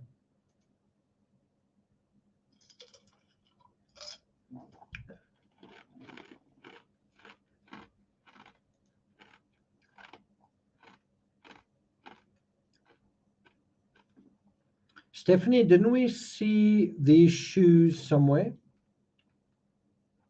I seem to remember we saw these shoes, a painting of these shoes somewhere. Do you remember? He says, "I have 2 models this week, an Arlesienne and the Old Peasant. I'm doing him this time against a background of vivid orange, which, although it does not pretend to be the image of a red sunset, may nevertheless give a suggestion of one." Liesel says, "We should all start helping you plan your next trip to America. Alaska and Hawaii on my list for you." Don't laugh, but I was standing in my office, and my office has got a map of the world above my sort of workstation. And I was looking at the map and I was thinking, instead of going back to America from South Africa to London, in other words, from east to west, why not go the other way? So why not go to maybe Singapore and the Himalayas, and then from the Himalayas to Hawaii, to Los Angeles, to Alaska, whatever it is. So I don't know. I have actually, funny enough, been thinking about it. Stephanie says it was in the Met. Okay, we did see it in the Met. Okay, cool. I'm just saying, I thought we saw it, when we were there. Anyway, it says, "Unfortunately, I'm afraid that the little Arlesienne will not turn up for the rest of the picture. As a matter of fact, the last time she came, she asked me for all the money I had promised her for posing in advance. For posing in advance.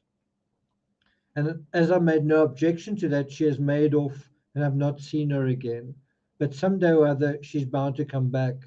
It would be a little too thick if she failed me altogether. I'm also working on a bunch of flowers and the still life of an old pair of shoes. I have heaps of ideas. And by the way, this idea of Van Gogh painting his shoes is used in the opening montage, if that's the word, of At Eternity's Gate. You sort of have the actor, what's his name? I can't believe I can't think of his name.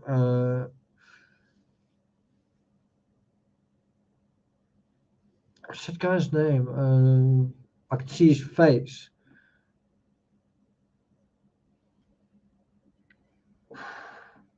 Guys, help me out. Who's the actor who played Van Gogh in At Eternity's Gate?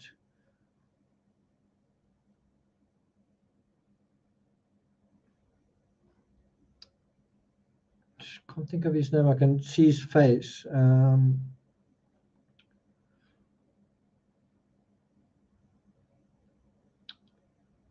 Thanks a lot, Deborah. Deborah, I hope your husband's doing okay. No, it's not Kirk Douglas. It's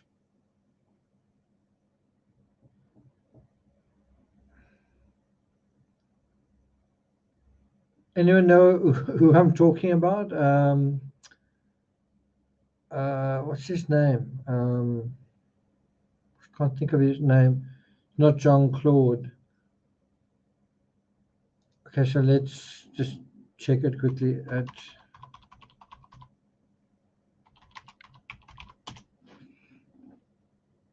Willem Dafoe, that's the one. Willem Dafoe. Stephanie, did you Google it or did you know that? Anyway, so Willem Dafoe sort of acts the role and he sort of comes back or is inside the yellow house and the mistral's blowing and then he paints his shoes. He takes off his shoes, throws them on the floor and paints them. And Willem Dafoe is actually an artist, and so you actually really see him painting. Did you Google it? Okay. Anyway, he says, I have heaps of ideas for my work. And if I go on with figure painting very industriously, I may possibly find more. But what's the use? Sometimes I feel too feeble to fight against existing circumstances. And I should have to be cleverer and richer and younger to win. So here's a kind of a rare admission that he is actually a little bit vulnerable, that he is feeling a little overwhelmed, that he is despairing. Who wouldn't? You know, if you were working all the time without success, without reprieve, without recognition, without acknowledgement, wouldn't you feel frustrated at times? I mean, a reasonable person would. You'd probably be crazy if you didn't. And so he says, you know, sometimes I feel too feeble to fight against existing circumstances. Is that a sign of mental illness or someone being mad? Or is that someone saying, this is how I feel and that's not what I'm expressing? I'm going through quite a hard time. Sometimes I find it quite hard, right?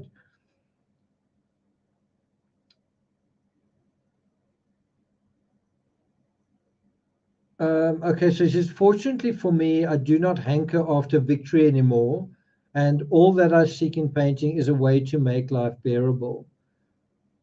So, you know, in a way, he's kind of resigned to his fate. He says, and I think what he means by victory is this basic idea of success as an artist, of selling his art and living happily ever after. I think he's given up on that, which is in a way realistic. You know, it probably would have driven him mad if he couldn't accept that he couldn't sell his art, but he has accepted it. And although his life is quite hard, he does get joy out of painting, out of painting. Yeah, it's a good point. So he says, still no reply from Russell. He can't have a penny just now. I hope our sister's seen the Luxembourg again by now. We've had 2 or 3 perfect days here, very hot and no wind. So that's how he describes a perfect day. The grapes are beginning to ripen, but I hear they will not be good. I must work again today. I have qualms about the last days of this week because of those models. I'm negotiating with some other people to pose for me. There's something always driving me on to do as many figure studies as ever I can. In the future, things may well be worse again, and then whatever comes, once I've made myself master of the figure, I think the work will seem deeper. A handshake for you and our sister, ever yours, Vincent. He says, Difficulties with models continue with exactly the same tenacity as the Mistral here. It is not cheering. So here is a reference to, again, to the Mistral, that the wind is kind of a real challenge, right? And that's something I said to Stephanie L when we were in, I think, the Guggenheim. I said, we think that Monet was such a visionary artist, but he was simply seeing the smoke in front of buildings and saying, wow, that is actually quite a cool technique. Doesn't mean he was like a visionary. He was just saying, I'm actually going to put that in my art. And Van Gogh, with the Mistral, and the Mistral sort of beating against his canvas, was also tending to make his brush and his brush strokes, do that. And didn't he just go with it?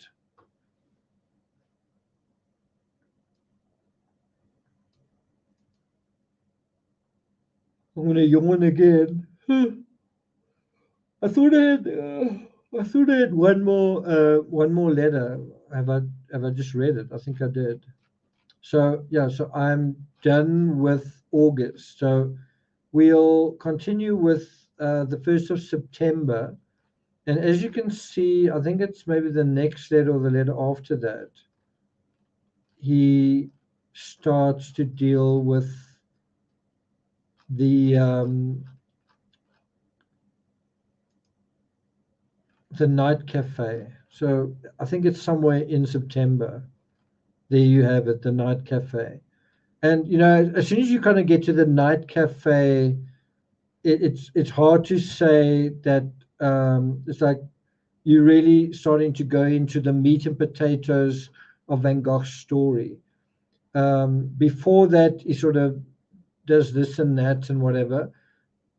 But once we get to the night cafe, you kind of in the, I don't want to say the end game of Van Gogh, but you're really into the real meat and potatoes of Van Gogh's story, and that's where things are going to get quite exciting. Robbie Robbins says, I'm yawning infectiously. Don't talk about yawning or I'm going to yawn again. Okay, so I'm going to take you through just the last couple of photos. So yeah, you have some people taking selfies in front of Starry Night. And I actually wanted to do the same thing. And Stephanie L said, really? You want me to take a photo of you in front of the painting? And I would normally not do that, like turn your back on the picture and take a selfie. But the idea was really because I do present these episodes. So it's sort of like, yes, I was there. I mean, it is kind of important to show that in a way.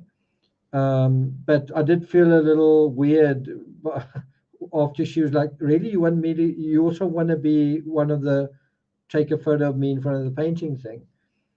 But anyway, so there I am. That is a selfie. And this is a painting I don't really remember seeing, but isn't this a beautiful painting?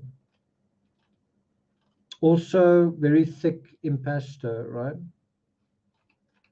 But this is one of the most beautiful Van Goghs I think I've seen, and it's from June 1889. What a happy picture. And I mean, this is in the middle of his asylum period. What a beautiful picture. This is also one of my favorite Van Goghs, this particular one. This is from also June 1889. These are, to me, two gorgeous Van Goghs, right? Let me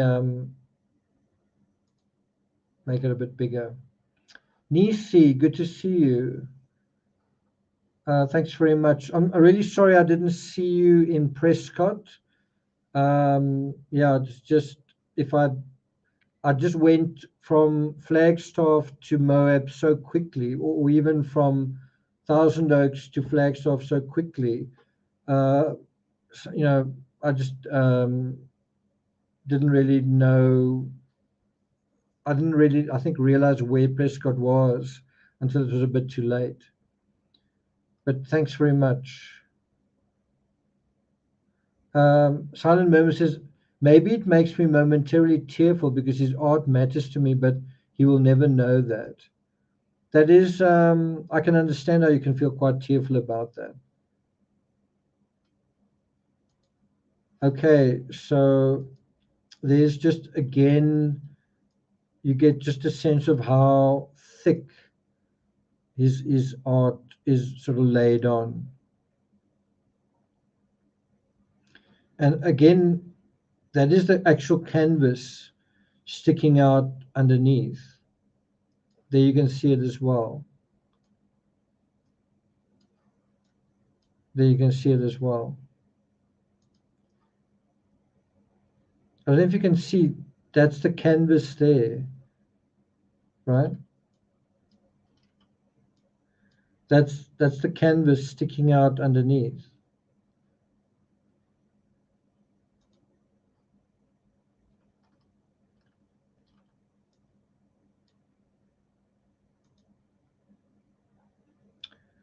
So I think, and I'm quite embarrassed now, but here are a couple of pictures of me.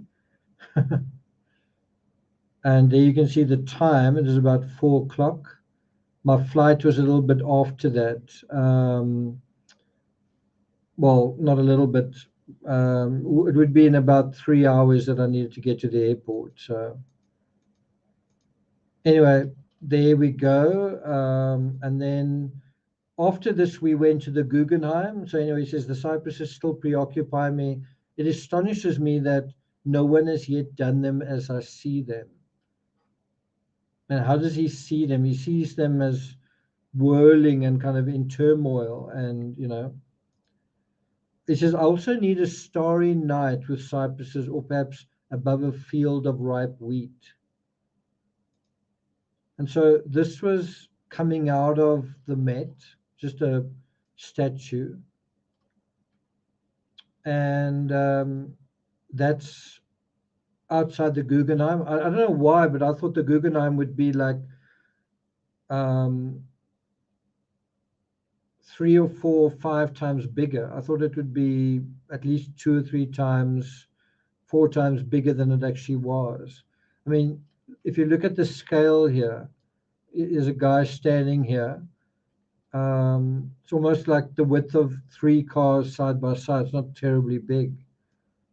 So I was quite surprised. You know what I mean? It's not as big as I kind of imagined it would be. And so so we went in, and this is what it looks like on the inside.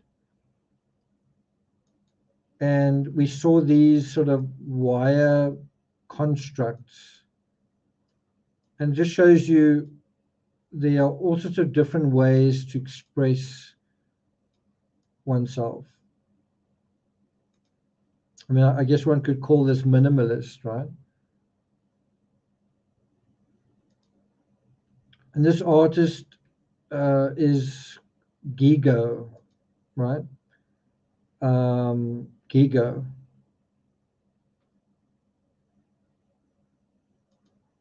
And so that's an actual painting by Gigo.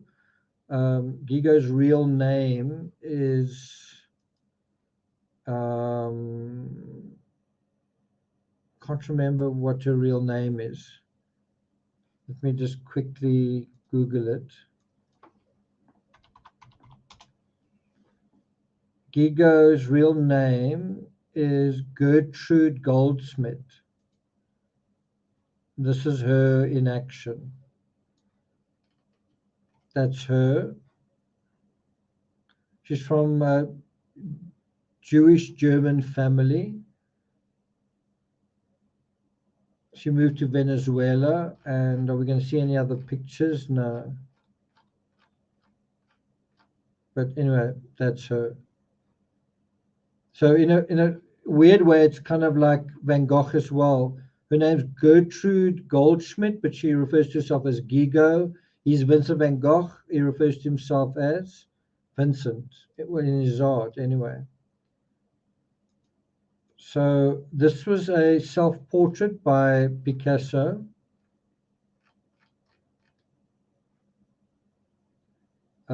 Painted in 1901, so virtually almost a contemporary of Van Gogh.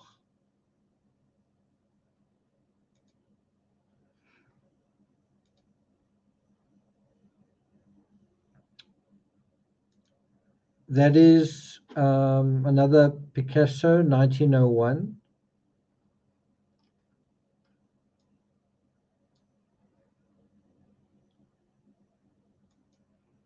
This is just gives you a sense of what the inside of the Guggenheim feels like. It's a little bit different to the Met.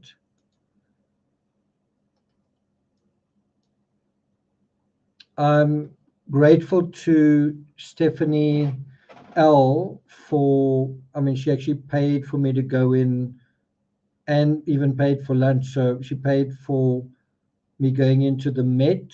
I mean, I arrived pretty late, like 40 minutes late, and paid, effectively paid for me to go into the Guggenheim and then bought me lunch. So I don't know, like I feel like I said to them, you must come to South Africa and I'll buy you not just one dinner, I'll buy you several dinners.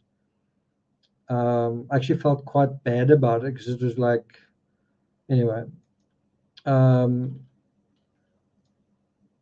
So what I actually pointed out to Stephanie L was, can you see how this feels a little bit like Van Gogh here? These lines, these squares. It's kind of like a much, it's a similar style, but not quite as vigorous. And I mean, this was painted in 1901.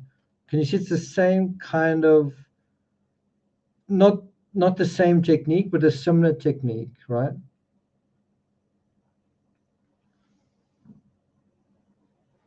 Yes, thank you very much.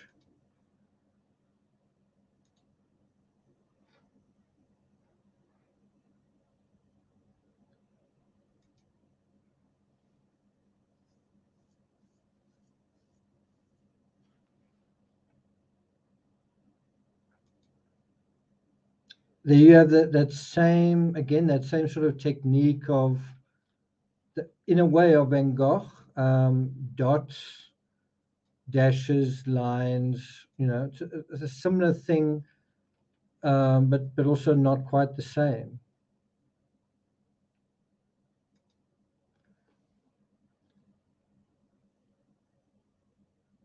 And then this is Picasso as well, but it kind of feels, it feels a little bit like a Gauguin, doesn't it? You know, it's almost hard to believe that this picture and this one is by the same artist. And then look what a beautiful picture that is, and that is by Pissarro. And I think this might be Auvers-sur-Oise, somewhere in France. But look at that incredible technique. I want to take myself out the picture. Look how beautiful that is. It's almost like a photo. And you almost think that he's much better than Van Gogh. Look how well executed that is.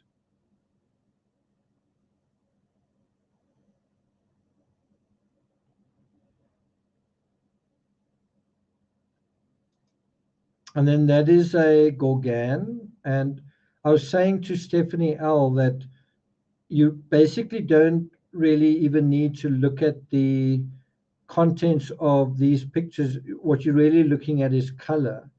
So in this, let's just go back one more. So when you're looking at this picture and this picture, to some extent that picture and this picture, you're not really looking at a horse and a dude standing next to the horse, you're really just looking at color, right? The point of these pictures is color, green and sort of pink and whatever. And here it's yellow and black and white and black and yellow, right? It's just color, color, color. It's not so much, you're not really looking at anything, even though it is a person. It's more about color, if that makes sense. The star of the show is essentially color.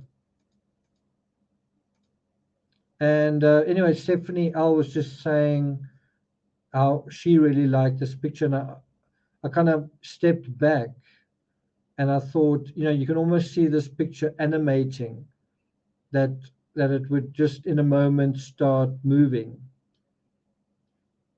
But that's just another interpretation of,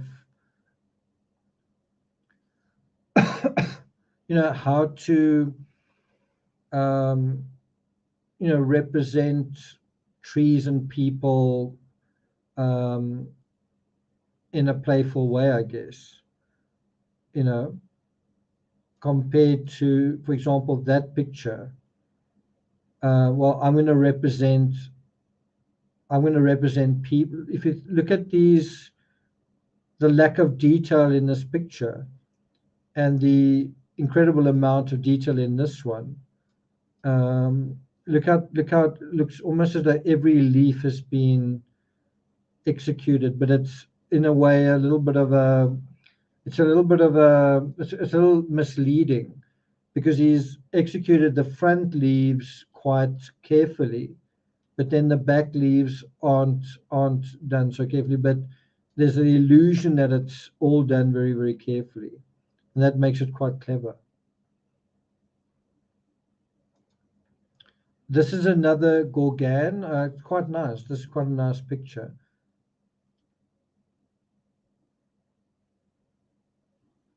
Very colorful. And then that's not a Van Gogh that one often sees. So this was a rare Van Gogh in the Guggenheim, and there's a little house, and these are the mountains that I guess he was talking about in the background. Mountains, and all of it just seems to be doing that in a way. Mountains, trees, and so on.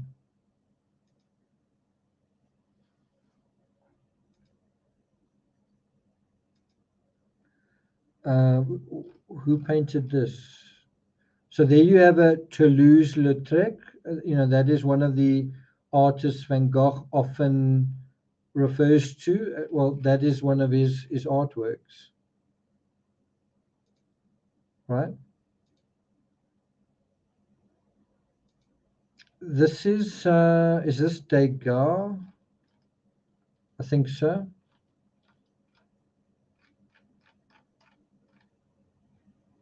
Again, just a different approach, slightly different approach. Oh, sorry, that was Manet, I think. I'm actually not sure. I'm not 100% sure if that's Degas or Manet. I can't say for sure.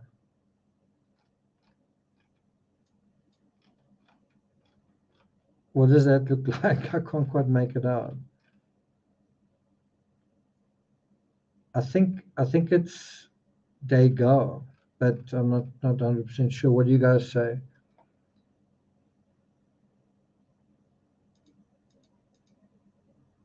But I think, yeah, this is a Manet. This particular one is a Manet. It's actually quite a nice picture.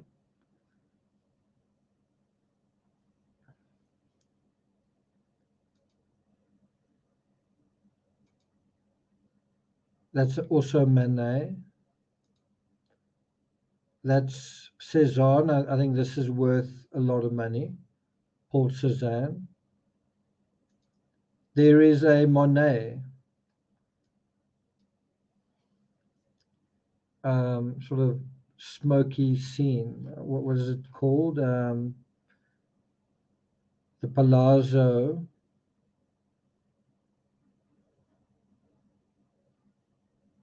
Yeah, 1908. Oh, really, Karina?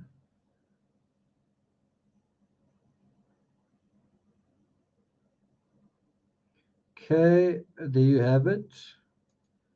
There's just, you get a sense of just how Monet's technique is quite different to Van Gogh's, just a different technique. So again, there is a view from inside the Guggenheim. It's kind of like an artistic building. You don't go up flights of stairs, you just sort of gradually go up another level. And I thought this was quite a cool thing. And it was actually Stephanie L. who brought my attention to it.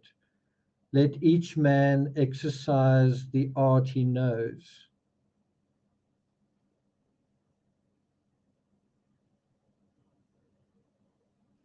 It's quite a nice sentiment, right? And then I think that was the meal we had at a diner, kind of around the corner. And then this was just something that we saw walking towards the subway. This part of the building was catching the late afternoon sunlight, kind of golden. This part, whereas that part was not catching it, or that part. So I mean, this is my photographic eye in a way, my artistic eye catching, um, you know, something that looks artistic to me in New York, in the urban fabric. And this was going into the subway. This was really my last hours in New York, and I was really happy to go on the subway because I hadn't been on the subway, and so this was going into the subway, and there we go. This is us just waiting for the train to arrive, and there it does arrive.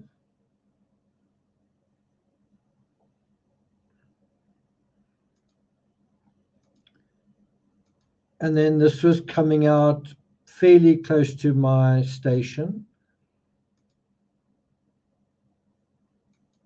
And then this was actually at JFK Airport. It just made me kind of think of Team Peachtree because it's kind of a fruit. I mean, it's obviously an apple, it's not a peach, but it just made me think of Team Peachtree. So I took a picture of this apple. There's a little girl playing on the other side of it. And then I don't think that was actually the aeroplane. I think the aeroplane was on the other side, but it was a British Airways plane. I don't think it was this one. I think it was over there, but maybe it was that one. And so this was actually London. This was uh, several hours later. It was a pretty uncomfortable flight. I was actually warm the whole way. My feet were burning, so cramped I couldn't really take my feet out of my shoes. This was the meal that I had at a Gordon Ramsay restaurant. It was actually quite crap. I don't know if it looks good, but it didn't taste like anything special. And then that's me. I don't know if I look quite tired. Um, and then well, that's the restaurant, Gordon Ramsay. I knew I had an 8-hour layover, so I was sort of just trying to kind of waste time and get time going. I probably spent maybe 90 minutes at this restaurant, charging my phone a little bit. And then this was in a VIP lounge. Well, actually not a VIP lounge, just a lounge. And this was the view from my seat. And we were just trying to kind of get some sleep. I thought I would actually go and sit sort of over here and do some work, but I was really so tired that I thought I would do it later, and I never did. This, you're paying £15 an hour, and there's no way to charge your phone at your seat. Out of order, sorry for the inconvenience. And the seat next door is also out of order, sorry for the inconvenience. It's really quite frustrating. And so, yeah, this was just the scene during the layover.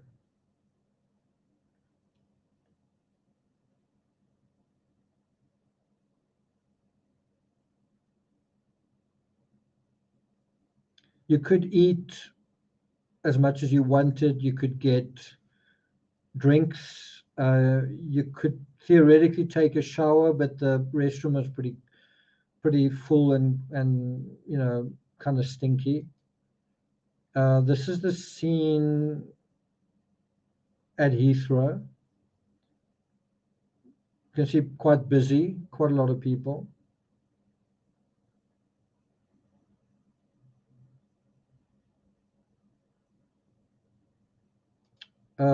This was the plane that we would catch to South Africa, an A380 double decker.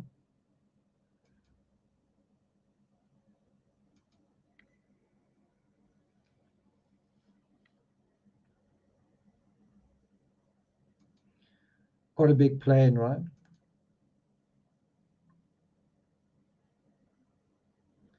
So I'm not sure if you can see it in this footage.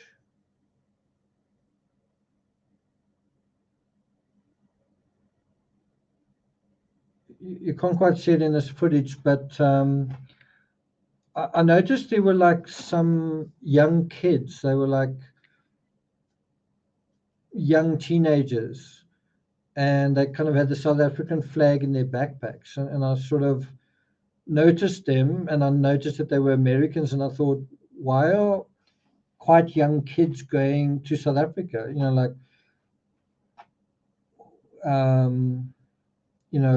Are they studying politics? Are they studying wildlife? Are they studying, So I was just curious. So I sort of approached them at one point. Our flight was sort of delayed, so I was like, are you going to South Africa? Why are you going to South Africa? And then they said, well, it's a school trip. And so I said, where are you going in South Africa? And at some point, I mean, I'm just curious. I've just been in America, been in your country, and I wonder why you're going to my country. And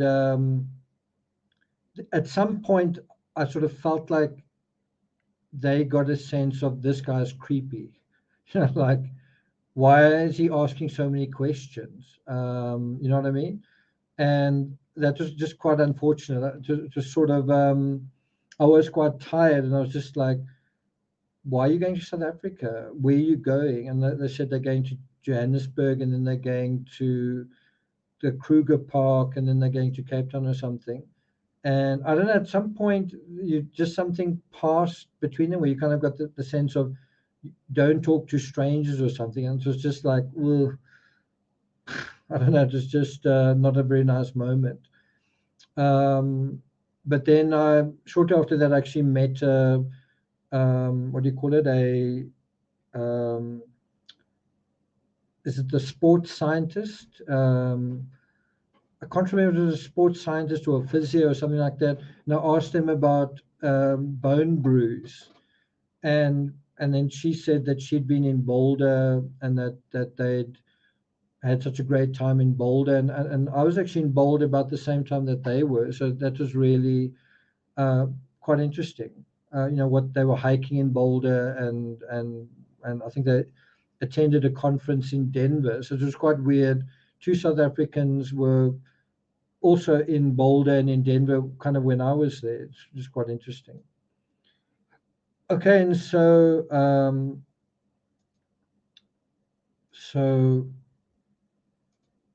not sure why I took all these photos.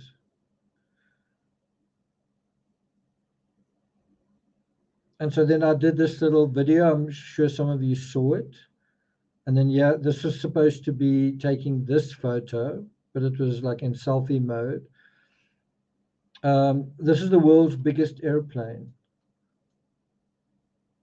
And that's just sort of boarding it. And then this was many, many hours later. Basically, that's the Okavango Delta over there. And that's approaching Johannesburg.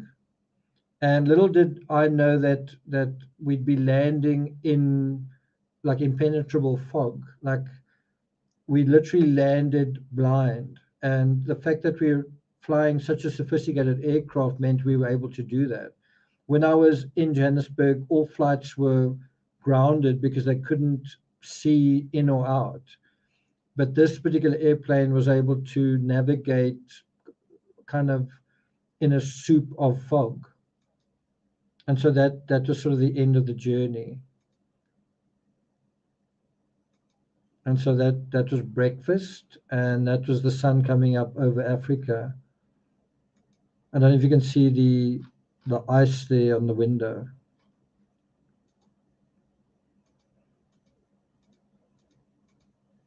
Okay, so that is just sort of the end of that journey. Anyway, I hope you found this Van Gogh Letters 57 worthwhile. We'll continue 58 from September, dealing with September 1888, probably something like Wednesday or so. So look out for that. Let's just see what some of you have been saying.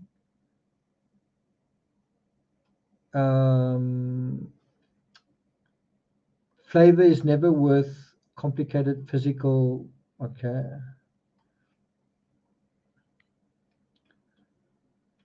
As Gloria left. Okay. Well, thanks for joining us. Intercoastal Carissa said, did you find Americans friendlier than South Africans? It's a tough one. It's a tough one.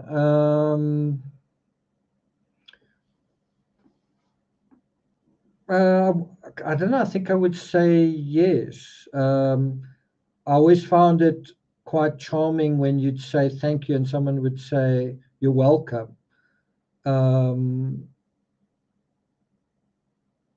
Yeah. So yeah, I found Americans pretty friendly, and I found the service good. Yeah. So I really enjoyed America, I must say. Karina says, how lucky am I to be totally resilient to pretty much everything?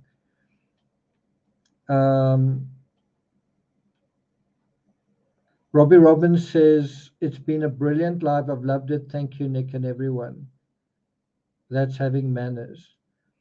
Yeah, I mean, some things were quite interesting, like tipping is 15% in America or 20%. In South Africa, it's 10%.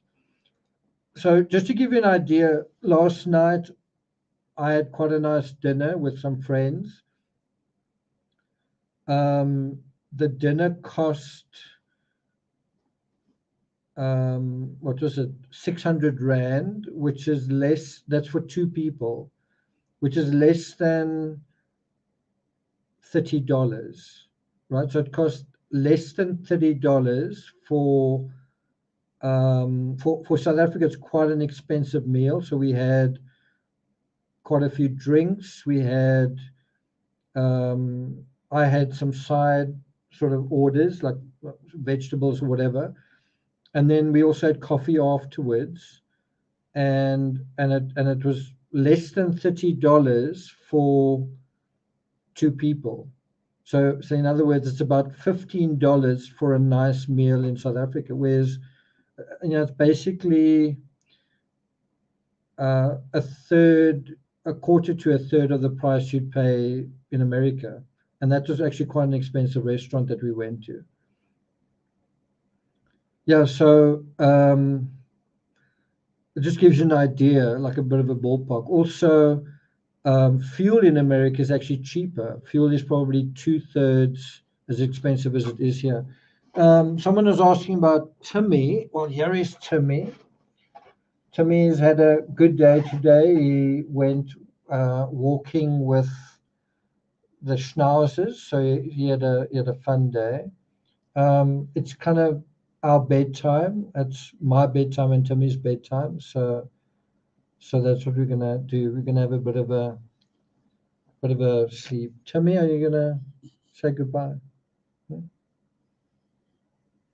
Good though. Timmy, are you glad I'm back? As I go to America again. Did you feel abandoned?